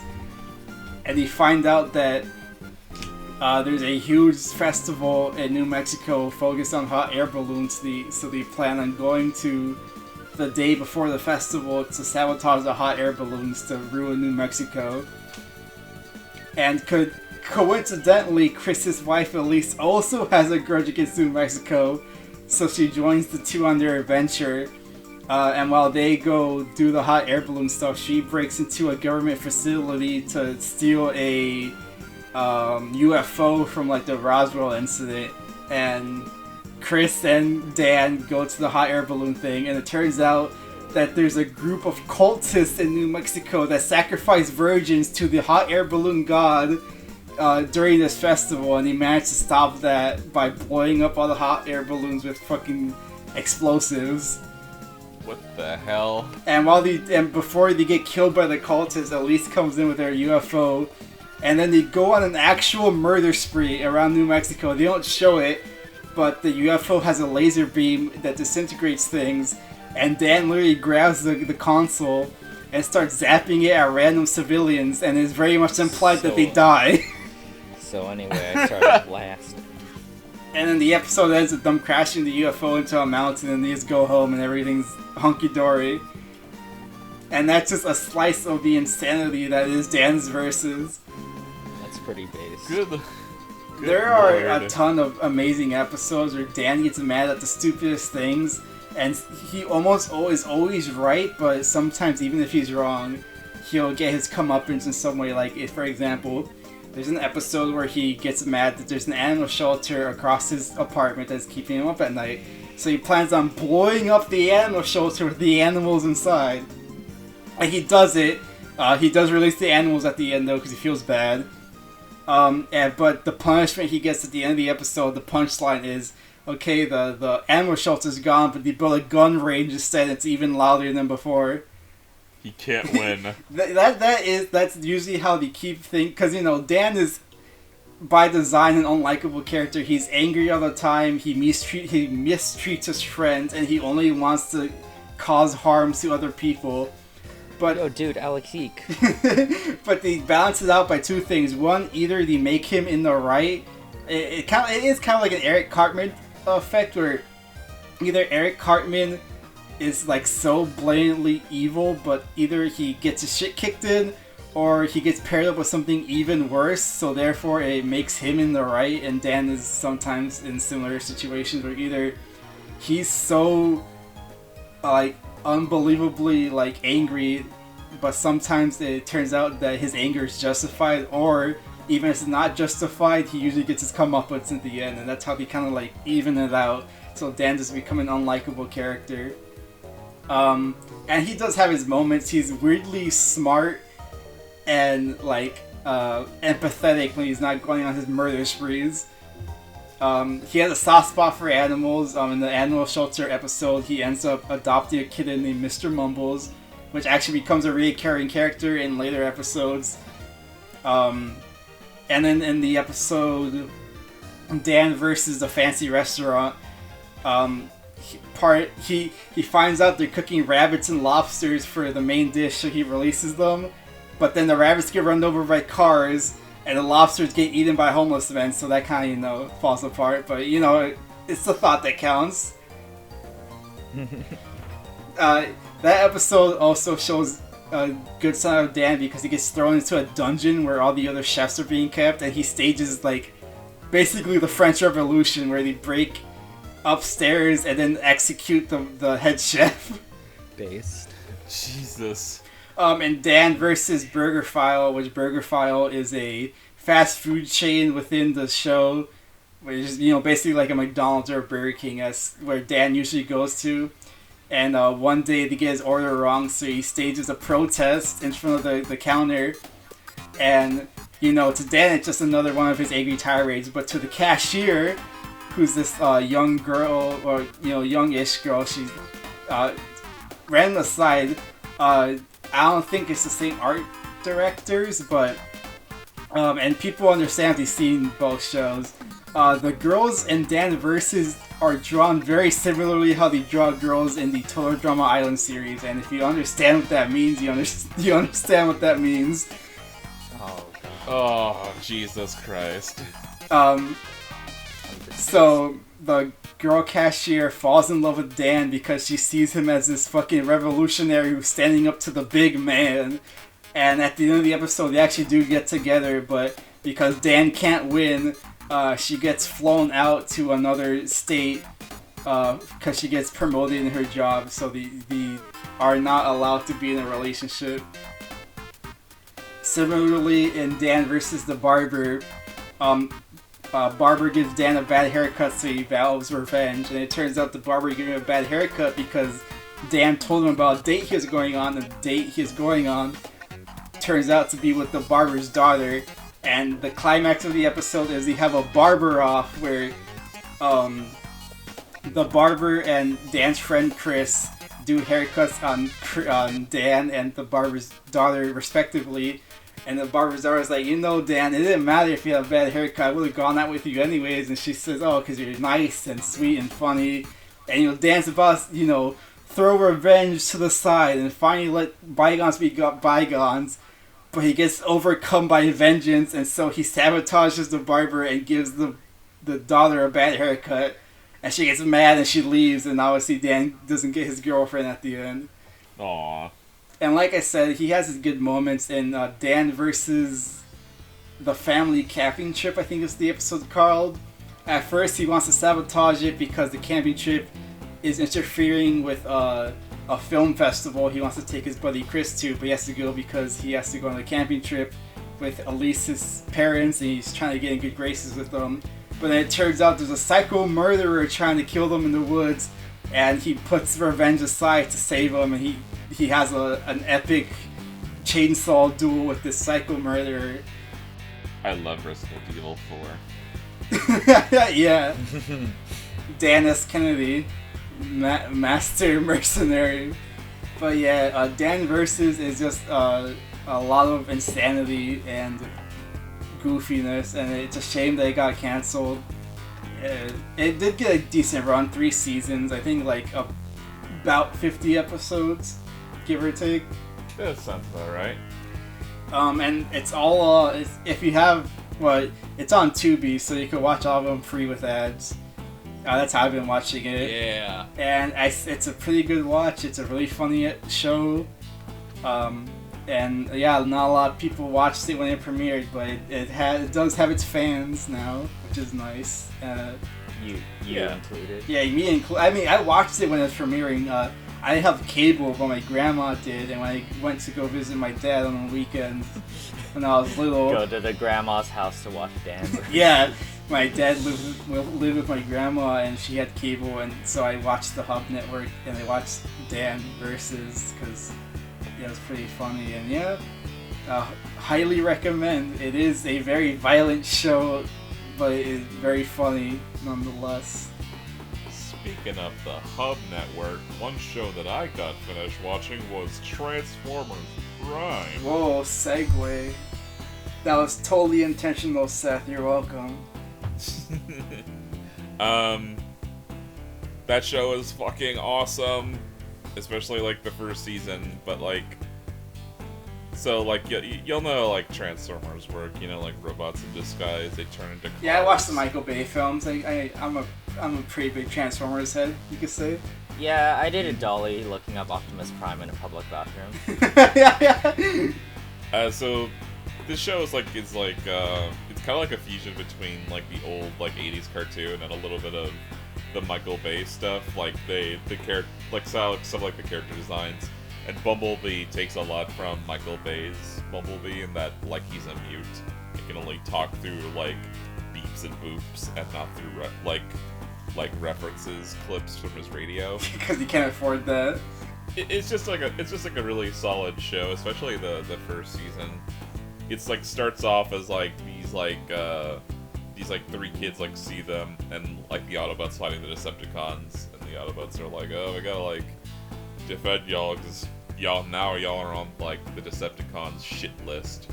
And there's like a lot of episodes where like they like tag along, and it's sometimes it can get a little grating, but like it eventually like it starts to become charming, like especially in like one of the later seasons where like the girl Miko, like she kills one of the Insecticons like a bombshell. Yeah, I mean, in a series where it's mostly primarily focuses on giant robots beating shit out of each other, I imagine it would be hard to have human characters have any sort of presence other than being like damsels in distresses or just like comedic relief. So I mean, if they do a good job on balancing that, then it sounds pretty good. Yeah. Like, so, bring back the Michael Bay films, like, all the main pro tags are really just there witnessing the events, and they rarely contribute other than they happen to be the chosen one. They have, like, the MacGuffin that saves the day, but it's all Optimus and crew doing the heavy lifting. Where are the glasses? Optimus Prime said quietly. Are you Ladies Man 217? Bumblebee, stop lubricating on the man. And this is for Ashley, because I think she'll want me to say this. So here's her favorite quote from Transformers 1. Shut up, Grandma! fucking... That movie had a Nintendo Wii turning into Decepticon. Yeah, it did. Man. That's pretty awesome. The 2010s were a wild time. Didn't that movie come out like late 2000s? Yeah, 2008. Close enough. Who gives a shit? True. Fucking Battleship had like a DS game. I don't know how it always comes up. I always forget Battleship exists, and then someone brings it up for some reason. It's such a nothing movie. All I remember is that it was released for some reason, and also it had Rihanna. Yeah. It did? I've never seen that. it. All the posters would be like Rihanna in Battleship. She's the best person in the movie. And just like, what was the movie about? Her playing fucking Battleship? Like those fucking old Rhythm Heaven commercials where Beyonce's playing the game? Like, is that? Oh, I do remember. I remember those. It's on Netflix. I don't want to watch it. 5.8 on IMDb. 33%. That's generous. Anyways, your fucking robot shows, so I don't want to talk about Battleship anymore. Fucking. The one thing I'll say about it is that I think the first season is the strongest one. After that, the following two seasons, they kind of fall into a trap where it's all about them like going on like collections for like old relics and stuff. Because at the end of season 1, Optimus Prime like loses his memory and looks like reverts to his original persona, Orion Pax, and he uses his like skills as a clerk to search through the Iacon database, which would have like all of the locations of the like legendary weapons, like the Star Saber, a fucking like something that lets you phase through matter. That's something like that. Something that like magnetizes people. So basically like uber weapons and shit like that. That's like takes up most of season 2, but it does build up to them finding like the keys to the Omega Lock, which is this device on Cybertron which would revitalize the planet. So that it builds up to the climax of season 2. Season 3, like a big chunk of that is taken up by them looking for the bones of like beast robots, because like there's these things called Predacons who are like the Transformers that can turn into like monsters. Because Shockwave, he managed to like clone one from ancient fossils and made the Predaking, which is essentially a robot dragon. That sounds pretty awesome. It is pretty awesome. It is also the strongest character, except for maybe Unicron, but that's cool because Unicron is basically like the evil god of Transformers. But the thing is like them like looking for all of these like fossils that lasts like a few episodes, and it builds up to nothing because Megatron's like realizes that Predaking might try to usurp his power. So he's like, alright, no more, let's kill the clones of the Predacons that we have and blame them on the Autobots. And wrap it up real quick. And it's the finale. And so like, most of the season like was just building up to essentially nothing, and then the climax of the show happens. And the climax of the show is still awesome. Like Bumblebee fucking kills Megatron, and that's awesome. But it's a climax that just didn't have a lot of build up. It's also called like last season's also called like Beast Hunters. There ain't no fucking Beast Hunters at all. Like the only one they fight is Predacon, is the Predaking, and the only other two that show up are in like the last episode, which is a movie. Yeah, that sounds a bit rough. Yeah, it's still like good, but like I still think first season is like best in show. He ain't fumble it as hard as the last chorus seasons, but you know, I imagine both of them were probably because of meddling from the network. Yeah. I mean, they were probably like, look, we got like these, like, we want the Beast Transformers in this show so we can sell some toys. And it's just like, 65 episodes is enough. Let's wrap the season up. You gotta make more slots for My Little Pony reruns. Megatron is a brony. Confirmed. I'm also mixed on how they essentially revive Optimus Prime twice. And he sacrifices himself like 3 times. Because the first time he sacrificed himself, he gets a memory wipeout. And they bring back his memories and they make him a Prime again. At the end of Season 2, like, their base gets destroyed by the Decepticons. And he's at death's doorstep. Like, he's about to be welcomed into heaven by Alpha Trion. And he even says, like, Smokescreen, I need you to be the next Prime. But Smokescreen, like, decides that, he'll use this hammer to repair Optimus Prime. It makes sense in context, but it essentially remakes him and, like, rebuilds him. And he's back in, like... He casts Monster Reborn, which revives one monster from the graveyard. From either player's graveyard, this is considered a special in attack mode or face-up defense mode, parentheses, this is considered a special summon. Basically. And the very end of the series is, Optimus had to put the Allspark in his own Spark, and so in order to revitalize Cybertron's Spark, he had to join with it and become one with it, which not only, killed him, it also made him the last Prime. Which was still an awesome moment, but it's also, like, he's been revived twice to sacrifice himself 3 times.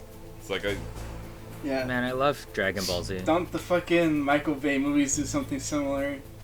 Yeah, he is killed in Revenge of the Fallen, but he's brought back in that movie by a last fragment of the cube. And the Matrix also. I don't know if he's killed any more times in the other Bayformers. I know he is. I know Michael Bay does use him as a Christ figure, basically. See, that's all Transformers as well. He is basically Jesus. Yeah, I mean, I know Jekrix made the joke, but yeah, Goku was also a bit of a Christ figure who sacrifices and resurrects more times than he probably should. Until Toriyama said, "Wait, that's stupid. Why did the main character die?" And so he just becomes unstoppable. That gave him character. Can't have that in Dragon Ball. I don't want to get into Dragon Ball. This is already running close to time. That's gonna take up another 5 hours. But what I do want to talk about, since we're on giant robots, is a movie I saw recently, and that's the first Godzilla movie that features Mechagodzilla, called Godzilla vs. Mechagodzilla. Yeah. And I talked to this with Jekrix before, but it really does feel like they wanted to make a completely separate kaiju film, but they're like, this won't fucking sell, throw Godzilla in there, and that's how he got the movie, because so much of the movie's plot is focused on the other kaiju that's introduced in this film called King Caesar, which is this ancient kaiju that was like a protector of old Japanese royal family. And there's a lot of lore on it. He's the focus of the film. Like, so much of the bad guy's plan is trying to stop him from being resurrected. He has his own fucking theme song that takes up like 3 minutes of the movie. He has his like statue has more screen time than Godzilla, and yet when he do all this build up, he finally gets resurrected and he fights Mechagodzilla for like 3 minutes to get his ass whooped before Godzilla shows up. It is a shame because if you've ever watched kaiju films, you'll know that a lot more focus is put on the human characters than it is the kaijus. And the human characters are alright. I guess I should get into the movie a bit. So it starts out with these 2 brothers. One's like a scientist and one's just like the lead of a group that like excavates caves in Japan, and they find an old shrine to this which has this statue, and the statue has a prophecy that says when it basically says when the sky goes dark and the sun rises from the east and the west, a monster will show up and destroy Japan. And so, while they're trying to get that figured out, during the entire time they're being followed by men in like black suits and sun and shades who keep trying to steal the statue, and they get into a bunch of fist fights over it and stuff like that while they're transporting it from place to place to try to get it deciphered and stuff. And eventually, while searching the site where they find the statue, they find a piece of metal, and someone analyzes it and say, this metal, it's space titanium from space! These aren't regular people, these must be some spacemen. And sure enough, when they kill one of the guys, his face reverses, he turns into this weird monkey man. And it turns out there's these race of alien monkey men who are building something in the caverns of Japan. And what is it? It's a Mechagodzilla. And they want to resurrect it, but they know that, Godzilla can stop it, and also this King Caesar can stop it. So they're trying to stop King Caesar from resurrecting, because the other part of the prophecy, which they learn later, is that supposedly when the monster that resurrects comes to destroy Japan, two monsters also show up and stop him. So they're trying to stop that part from happening. They don't. King Caesar gets resurrected. Well, first, before King Caesar gets erected, Godzilla does fight Mechagodzilla. He gets his ass whooped. And then disappears for most of the movie. The only time you see him is he's doing a training montage on an island where he's getting electrocuted by lightning. And that's because in the final fight, where King Caesar finally gets resurrected and fights Mechagodzilla, Godzilla turns himself into a magnet to attach Mechagodzilla to himself, so that way him and King Caesar can just wail on him without Mechagodzilla even getting a chance to fight back. And that's how he gets defeated. Oh yeah, and then the humans fuck with the aliens and kill them all. That also happens, but that doesn't matter because we honestly try. Guys in suits beat each other up and get set on fire for our entertainment. I will say the movie is pretty bloody. Godzilla gets his jugular severed several times, and the suit's squirting blood while he screams in pain. It's pretty fucking violent. Jesus. Mechagodzilla's pretty OP. He has laser eyes. He has rockets to shoot out from his fingertips, his toes, and his knees. He can generate a force field which makes him impervious to physical attacks. He could swing his tail and head around 360 degrees. He is busted, and plus he can fly with his rocket feet. He only gets stopped because Godzilla turns into a fucking magnet.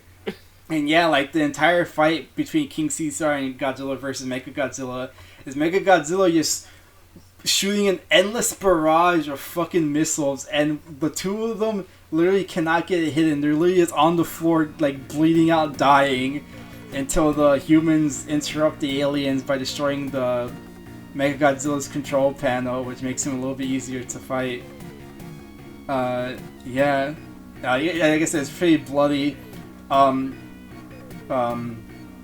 Before you figure out Mechagodzilla is Mechagodzilla, he does show up as a fake Godzilla, and he gets confronted by Anguirus, which is an old kaiju, and also canonically the only kaiju that Godzilla respects for some reason, even though Anguirus is just a giant armadillo basically with spikes. Yeah. I'm guessing because Anguirus is the first kaiju Godzilla ever fought before he was in color. So I'm guessing it's just a respect thing. But anyways, Anguirus can tell that it's a fake Godzilla, so they fight. Mechagodzilla, as fake Godzilla, kicks his ass and then steps on his back, grabs his jaws, and snaps them until it breaks and he starts bleeding out. Jesus. He does this. Awesome. He almost does the same thing to Godzilla until Godzilla turns into a magnet and does it to Mechagodzilla. And if Mechagodzilla was made out of flesh and blood, he'd be bleeding a lot. because he fucking tear that motherfucker to shreds. But yeah, Mechagodzilla is just a fun kaiju film through and through. It is. I know some people don't like the overabundance of people in these movies, but it is what it is. It is only like an hour 30 minutes long, so it is a quick watch, and it's pretty fun. It is one of my favorite of the classic Godzilla films. And it introduces a fan favorite kaiju that would get resurrected and rebranded in future Godzilla films. Even in the recent Godzilla vs. King Kong, the final boss in that movie is Mechagodzilla. So it's cool that such an iconic monster came from this film. And I'm of course talking about King Caesar, the best one. Everyone loves him. You know King Caesar, right? And all his epic powers, yeah. Yeah. King Caesar's lead, he's pretty fucking lame. He's just a big dog. The coolest thing he could do is he could reflect Mechagodzilla's laser eyes, and that's it. Other than that, he's just like a big dog. Big What dog. the dog doing? What's the dog doing? What's the dog doing? He's getting his ass kicked by a robot. Since you brought up the training montage, that reminded me, we watched Rocky not that Yeah, we long did. ago. Yeah. That was my first time watching it. And it's a cute Yeah, movie. Seth talked about it in the last recording, but yeah, for the first Rocky film, it's pretty good. It is also the first time I watched it Yeah. fully.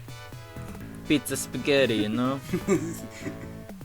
Not the Italian stallion. My favorite game's pizza game featuring Peppino. Yeah, Rocky's a huge piece of tire head. Hey, old Paulie, look, he could do a fucking shoulder bash. Well, Italian rock, we can all do that. Yeah, that's what he did against Apollo. Yeah, I mean, it is. You could tell it is like a low budget movie. I am surprised it features very little boxing in it. I think until like the final 15 minutes of the film. Yeah. Yeah. I actually do like most of the film is just building up Rocky as a character. It does make you root for him at the end. Even though he doesn't win the fight, he is the only fighter to give Apollo a real fight in the longest time. It is a fun match to see, even though they don't show all of it. There's very few Rocky films where they show all of it. I think in Rocky 3 when he's fighting Clubber Lang, that's the only one where it shows everything in real time. Clubber Lang, that's the Mr. T one, right? Yeah. Yeah, I don't know too much of the Rocky films, so Mr. T's actually pretty awesome as a bad guy. he works. Yeah. The only thing I know about boxing is Matt from Wii Sports. I was about to say the most threatening I've ever seen Mr. T is in that anti-drug PSA where he starts screaming at the camera, he grabs it and shakes it, and the POV falls to the floor, he's standing over and says, "Don't do drugs!" Have you seen that one clip where the actor for Trevor from GTA 5 runs up to a guy at a convention and says, "Go fuck yourself," because the person asked him to? That's pretty good. No, I haven't seen it. I'll find it later. I was about to say the only Rocky I knew for the longest time was the fucking Family Guy cutaway where it's like a hypothetical Rocky, I think Rocky 6, and it's just Rocky's in his bed with his girlfriend, and he gets a call. He was like, "Hey, little Polly, what is it?" He's like, "Alright." He gets up, and she's like, "What is it, Rocky?" He's like, "You found Martians on Mars, I gotta go fight them." She's like, "You can't go to Mars, Rocky, you have a spacesuit, you can't breathe in space." He was like, "I gotta do what I gotta do. I go fight the Martians." Hey, I can't breathe in space. I'll fight the space if I got to. And that's all I knew about Rocky for the longest. And you know what? I wish he went that far. I wish he made Rocky fight some space aliens. Eventually. Yeah, they have this new Creed. They could go that far with him. There is a movie starring Sylvester Stallone called Demolition Man, where he's a prisoner who was frozen in I love Demolition Man. Yeah. Where he is in the future, and all that's left is Taco Bell. Yeah. That is a good movie. It's a movie that's aged phenomenally. The only thing I want to talk about left is like Pokemon XD and Resident Evil 4. Not the Oh yeah, we talk about. That's fine because I kind of wanted to talk about Resident Evil 2. Yeah, I also want to talk about Pokemon for a bit, so this works out perfectly. Let's start with Pokemon. Yeah, so you could go with XD. I know you're the fucking XD connoisseur. Mr. Bulbapedia over here. I think I made like a discovery in that game. There's a cutscene that I haven't seen anyone talk about with like one of the characters. It's not a very important one, but it's like, oh, I had no idea this was here. I'm gonna have to consult the Sugar Conroy Let's Play real quick. So at the very end of the Let's Play, Chica Conroy makes the claim that originally the game was gonna have you fighting like Colosseum's protagonist Wes, who had like basically re-established Cypher, but they thought the game was too dark. He never provides a source for that, and years later he said that someone sent that information to him, and it was from a parody Did You Know Gaming. That's pretty fucked, but also really funny. Mm-hmm. Man, the internet's so cool. I mean, yeah, this was like early 2010. I don't blame the guy. No, not a lot of information was documented yet. I think nowadays, like, most of it is documented. Like, we know, like, all the moves the Pokemon have, like, all, like, we know how to shiny hunt them now. We have interviews from the devs who said he didn't know shit about Pokemon when developing the games. We can actually shiny hunt in XD now? Crazy. Jesus. You can shiny hunt in Pokemon Battle Revolution for costumes. That's how far shiny hunters go. Jesus Christ. Real tangent, okay? I don't interrupt you, but in Pokemon Battle Revolution, right, which is basically it's like a stadium for Diamond and Pearl. Yeah. And some of this, in some of the Colosseums who you fight, there are leaders, and there's 6 of them that have costumes, all based on Pokemon, right? I think it's like Groudon, Lucario, Electivire, Roserade, and a couple more. I don't remember off the top of my head. But, yeah, they have the base 1 out of 8,192 chance for the costume to be shiny. But the thing is, when you beat them, you get the costume immediately. But if you fight them again and you have the shiny costume, you can't get the shiny costume. You have to get the shiny costume and beat them the first time you beat them. So you have to constantly reset the game to get the shiny costume and then beat them and then have it. Because otherwise you won't be able to have it. Jesus. And for some of these Colosseums with the gimmicks they have, it is very hard to do. And there are some people who are more braver than I who have started hunting these costumes. No, thank you. But yeah, go on about XD real quick. I basically just wanted to like play through the game again. I just wanted to use like Vaporeon, who is essentially like an HP tank. Like is pretty good. I use like Vaporeon, a Houndoom, a Dusclops, because like what? Sorry, that's me breaking through your walls. Dusclops I like to use as a support Pokemon because it's like really defensive, and if you use Helping Hand, then like the opponent's like your partner's move gets doubled, and I also use it as like Confuse Ray and Will-O-Wisp, so it's not really much of a damager. It's just like a buffer and debuffer. Yeah. What else would I fucking use? I also used Victory Bell is also fucking awesome if you haven't used Sunny Day. It's fast as fuck, and it could like just spam Solar Beam. Yeah, I used Victory Bell in the Soul Silver playthrough, and most Pokemon when they evolve via Stone, they stop learning moves. And it's same for Victory Bell, except randomly in like the high 40s, he learns Leaf Blade, and that made him pretty fucking strong. Yeah. But yeah. And also got like Magneton to work with Vaporeon. I named it Rain Cloud because it does Rain Dance and Thunder Spam. That is the best cheese. Mm-hmm. Not related very much, but since we were talking about Twilight Princess earlier, I told Jane this, but I remember in Pokemon Ruby, I caught a Ralts and named it Colin. Aw. Because it looks like Colin from Twilight Princess. Colin is a appropriate name for Ralts. Ralts looks like a Colin. It does. Colin Farrell. Colin looking ass motherfucker. Pushes it down the flight of stairs. I'm pretty much finished with that game. What I'm aiming to do is to do the Mount Battle Challenge, which is go through all. Isn't it just like 100 battles? Yes.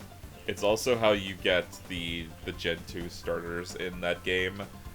You get Chikorita, Totodile, and Cyndaquil, and they know their equivalents to Hyper Beam, like Cyndaquil will know Blast Burn, Totodile knows Hydro Cannon, and Chikorita knows Frenzy Plant. At the time, that was the only way for those Pokemon to know those moves. But in Gen 4, like, every starter can know them. I've never defeated Batless in XD, because, for starters, XD, like, Mount Battle has, like, a weird, like, leveling system, because, like, every 2 zones, there'll just be, like, a huge, like, leap in levels, like areas 1 and 2, like, they're in, like, the low 10s, but area 3 is in the late 20s, and at the very end, like, Battleus, his Pokemon are all at level 70, and he has a Latias and a Latios, and 2 Pseudos, and a fucking Slacking.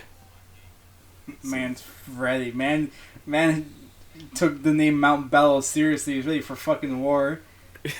Yeah, basically. I've never managed to defeat him. And, like, other people in his fucking, like, zone, like, some of them have the Reggies.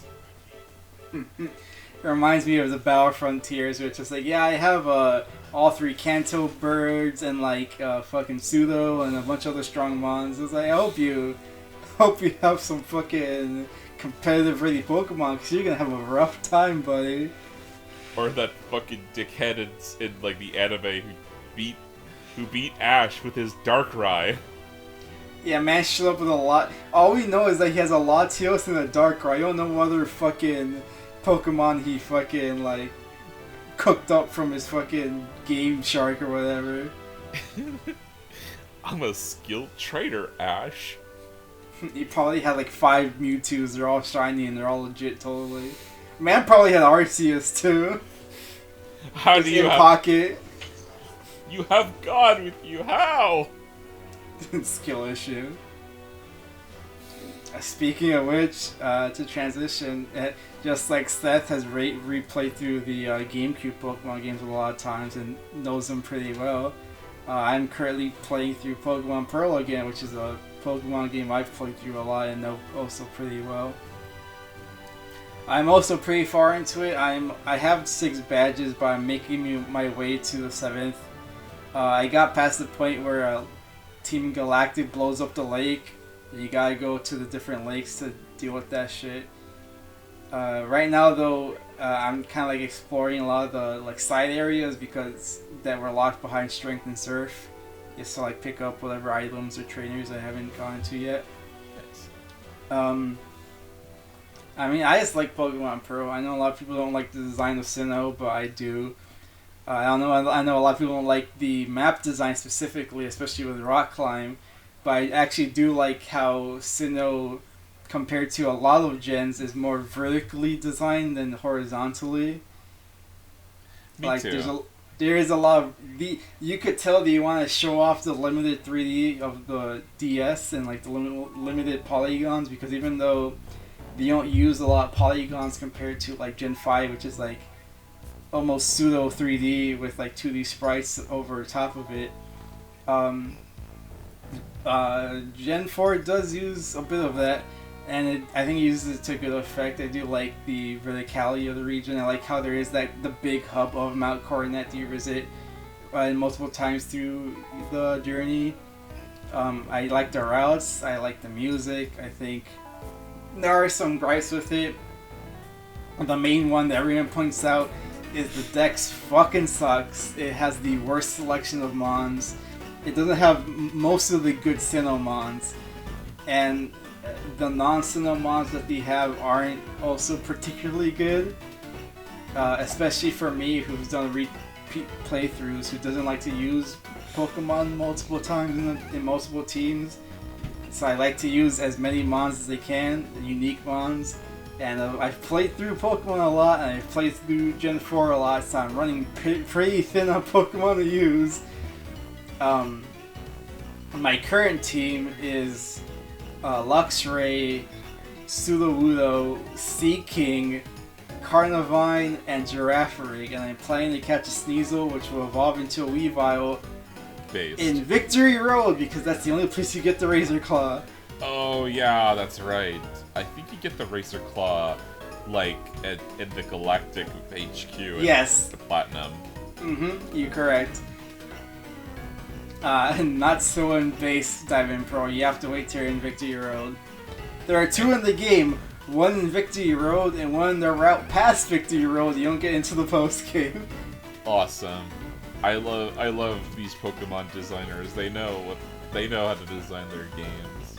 Yeah, Sinnoh has a very bad dex. It's not a huge. It really doesn't have a great type diversity. The level curve. It is also a pretty easy game, all things considered. The level curve isn't too bad, and the few times there's spike. There's only one big spike in the game, and that's between Gym 8 and the Champion, where there's like almost like 10-15 level jump between the two with very little places to grind efficiently. Yeah. And in Gen 4, you do not get the Lucky Egg as an overworld item. You have to get it through Wild Chansey, which is annoying to do. I did get one because I am committed to the grind, but it is not a fun thing to do. I've had playthroughs where it's taken me days to get a Lucky Egg from a Wild Chansey. It is not a fun time. There's actually a way to get... There's like a side quest, the post-game of XD, to get the Lucky Egg. So there's this post-game Coliseum called Ore Coliseum, where they actually have, like, serious competitive level Pokemon you have to fight against. But once you're finished with the first round, a lot of Pokemon just start losing their voices.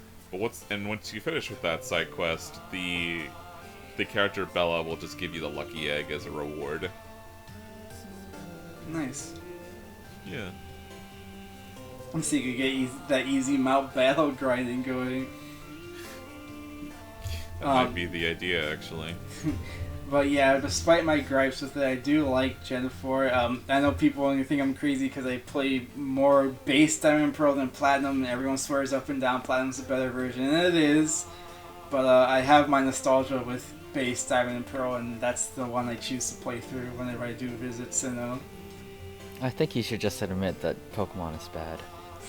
We've had this in a private call. I did a tier list of all the Pokemon games with Jekrix in it, and I said like half of the Pokemon games are fucking terrible and awful and I hate them.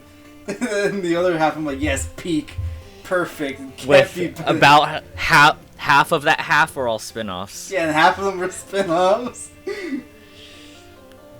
Listen, despite my gripes with the series, I am a fan. I do like these games. It's just that sometimes Game Freak doesn't think.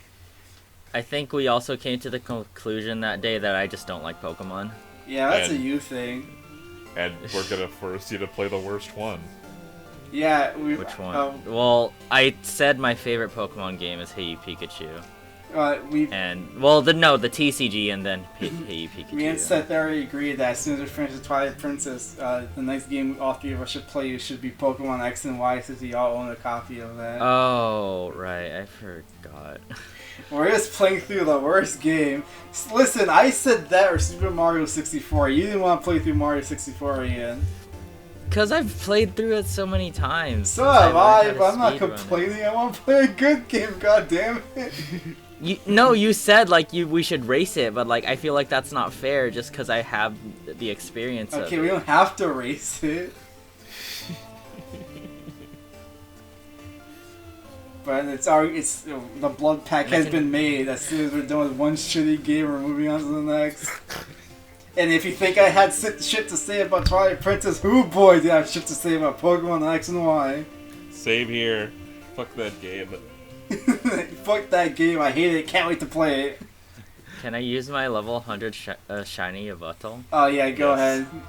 It's not like it's gonna break the game's balance. It doesn't exist. Anyways, I want to shut up Pokemon X and Y a little bit. I want to talk about Pokemon Gen 4 and why I like it. But I already did that, so I don't have much else to say other than I do want to do more playthroughs of Gen 4 because I do want to have a lot of sorry, my voice is starting to go a bit. I do want to have some safe house stuff so I could do shiny hunting in the Safari Zone because Safari Week is coming up in June.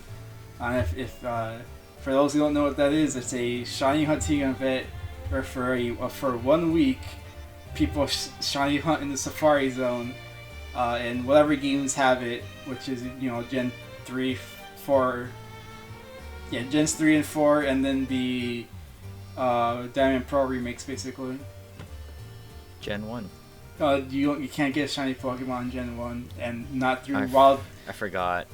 Technically, you can get Pokemon when transferred into Gen 2 become shiny, but no wild Pokemon can be shiny because of the way they generate them.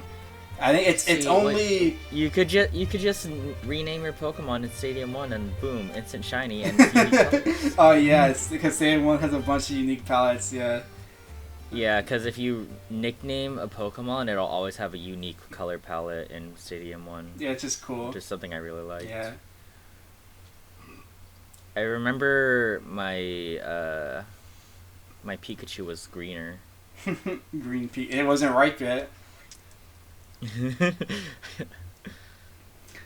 But, oh shit, I died. But yeah, I wanna... I don't know if I will actually play... I do wanna force myself to complete my brilliant diamond save file that I haven't done since the game came out. Because it is halfway through the game. I wanna pick it up again and just, get through it, but goddamn do I hate Brilliant Diamond and Shining Pearl. Yeah. Some of the worst mainline games ever produced, and that's without a fucking contest. I know it was outsourced, and I know the game was rushed, but goddamn, are they not very good? I hate how they just pretend the third version never existed. Even though there are a few things from the third version, like, they have encounters in the underground now, and they have most of the platinum decks. They have the girl in, I forget the town, but the one that turns a shaman from the regular shaman to the sky form. They have a few platinum things, but they couldn't go wholesale and just remake platinum. You fight Giratina in the distortion world when you go encounter it in its little area in Diamond and Pearl, but it's only for like a fake out, and you don't actually get to explore the distortion world, which is bullshit. So that means we have like the worst Team Galactic, because Cyrus is not as interesting in Diamond and Pearl, right? Yeah, man, his team isn't very good either. Yeah. You don't even fight him that often. Like, what's the first time you fight him in Platinum is at I forget what the town is called, but the one where Cynthia's grandmother is, where the shrine for the Celestic Town. Yeah, Celestic Town. You don't fight him in base Diamond Pro. He's not even there. Yeah. It's just the galactic guy who wants to blow up the place. The first time you fight him is in Galactic HQ, and he has this fucking shitty unevolved team.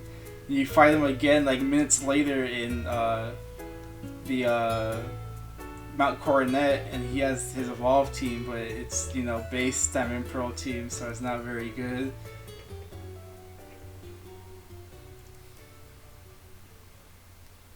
I think that's Pokemon. I think that's everything I want to say about that. with that. I think unless any of you have anything more to say, I think we're about ready to wrap it up, right? Resident Evil 4 is awesome. Yeah, you guys want to end it with Resi then? Yeah. All right, you guys take the stage then.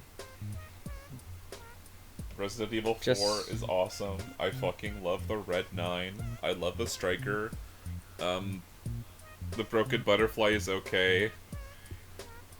The bolt-action rifle is basically the Magnum on a budget. I love reloading the Striker, pausing the game, and unequipping it. Oh yeah, that's what causes Leon to go fucking super fast, right? Yeah, that's how you do the... I forget what the glitch, what people call it, but that's the glitch. I always refer to it as Leon's supersonic Kennedy. The Dipman glitch. Yeah, it's Dipman.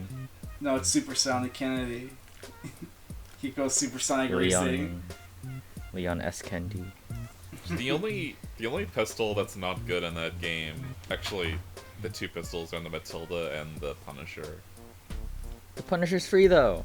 Yeah, the Punisher's free, but like it's the weakest one, and But it's free. Yeah, I use it. I use it for like against the El Gigante, but once that's over, I usually swap it for the Red 9. The best pistol is the TMP. I don't count that as a pistol though. I just count that as a machine gun, as its own. I thing. treat it as a very high capacity but super weak pistol. So I'll shoot a zombie in the head, quickly run up for a kick, then either back out and repeat with another zombie or go in and knife. Yeah. And it saves a lot on resources that way. And since you get TMP ammo in such big bulk, like you never run out. But I guess like ammo isn't that big of an issue in RE4 compared to other RE games. Yeah. Especially since enemies drop ammo. I really love the base pistol.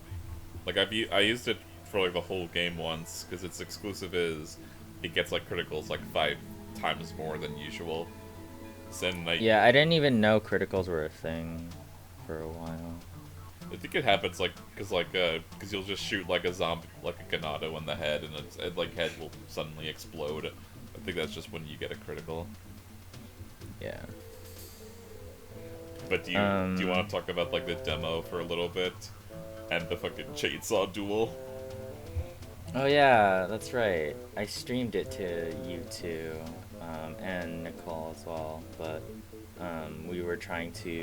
I was trying to, because I'm not buying the game until it goes on sale, and I was trying to make it my goal to beat the chainsaw guy before the demo ends, because the demo ends right when the bell happens, and I literally killed him like right as the bell was ringing, and I was able to pick up his pesetas.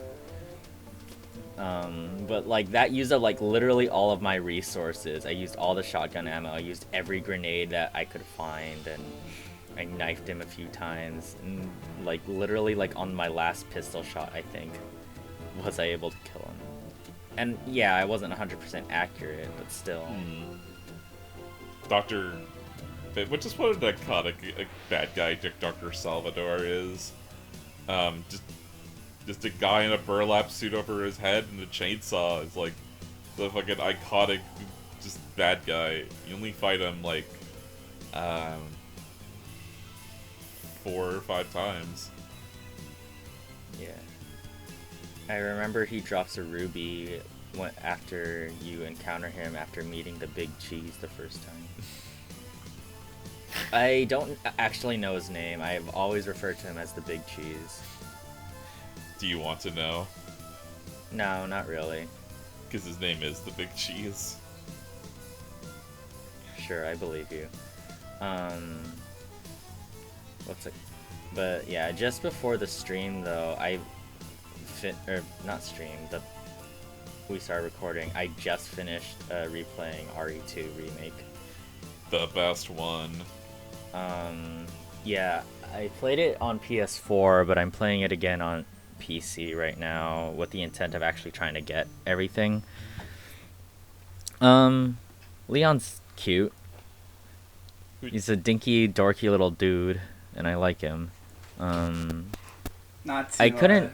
I didn't find all the raccoons, but I found like all the collectibles that like were on the map, and I got the hidden ones. So I got pretty much everything. Not to interject on his Resident Evil talk, but I remember this joke where I was talking to my female friend from Germany, and I was telling her 4 male video game characters in which I would fuck, and I was like, yeah, I have a type. It's Leon S. Kennedy, Zagreus from Hades, Dante from DMC, and Luigi. And it's just like, yeah, I have a type. I like goofy, lanky guys who fight the paranormal.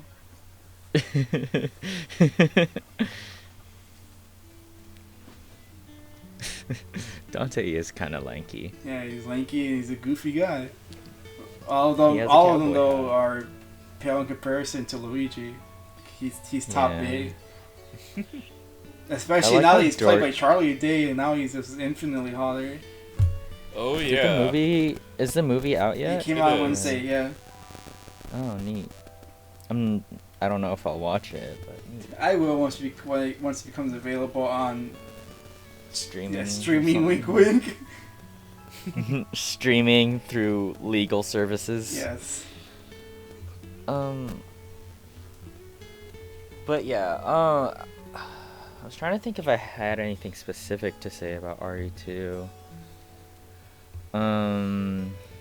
You're trying to get all the infinite weapons. Oh, I don't know. I guess. That's not necessarily a goal. I'm just gonna do the checklist to kind of pass the time until RE4 goes on sale, basically, because that's the main thing I wanted to play. That's fair. But I installed RE2 again. I was like, I want to play RE4. Who do you prefer? Do you prefer Claire or Leon? Claire, well, I've only done Claire's second run, but Claire's so easy. Her weapon lineup is so broken compared to Leon. I haven't done Claire first run though, so maybe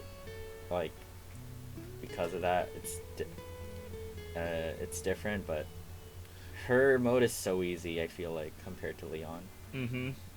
I think I prefer Leon's flamethrower to our electric weapon.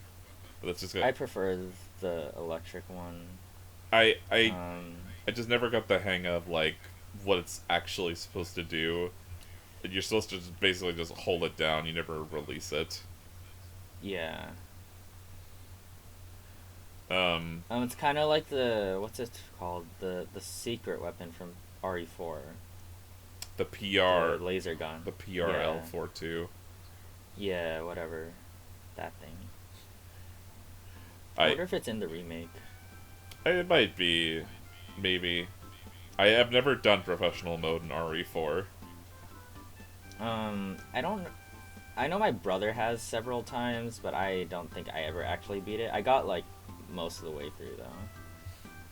Maybe I'll do it one day. Well, I think of what I'm trying to do now is get 5 stars in Mercenaries mode, because I was watching some videos earlier on how to do 5 stars efficiently, and I was trying to do it with Leon, and I was trying to think what's the best way to do this, because Leon kind of sucks.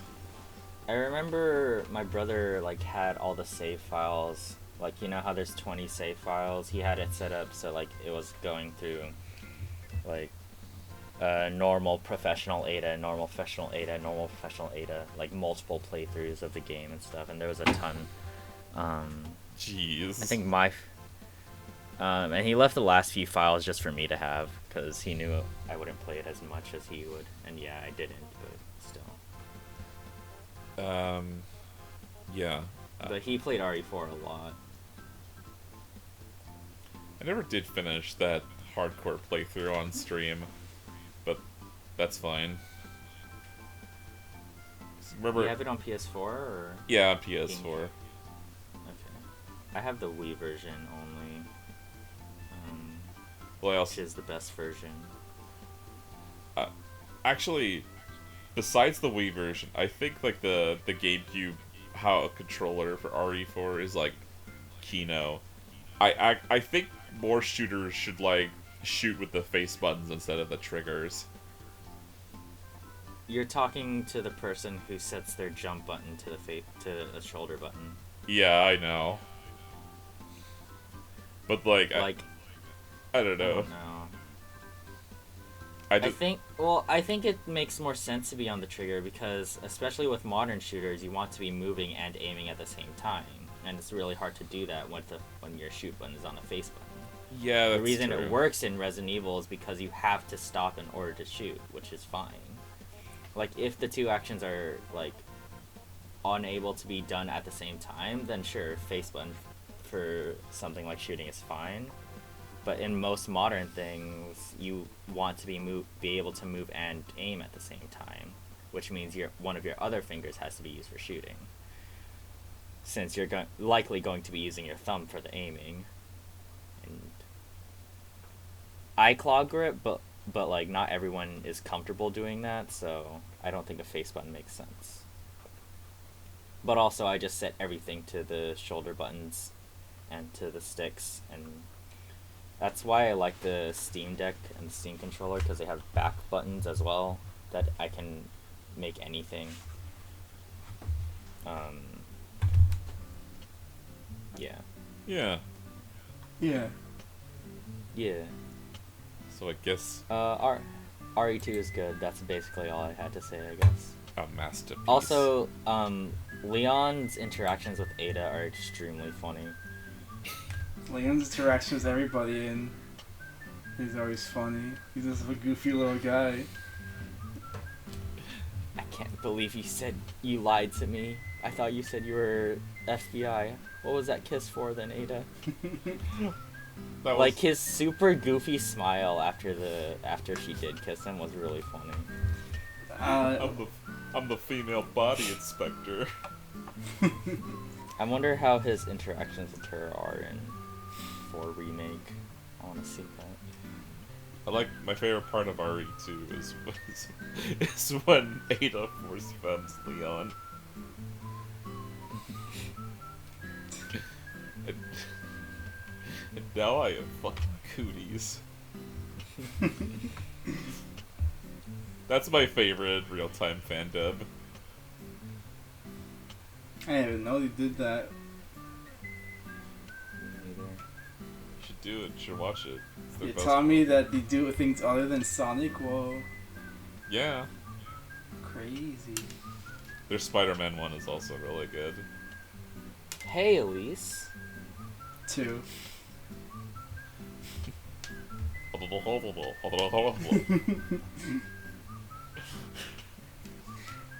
We're already past the 2:30 mark. I think we should wrap things up.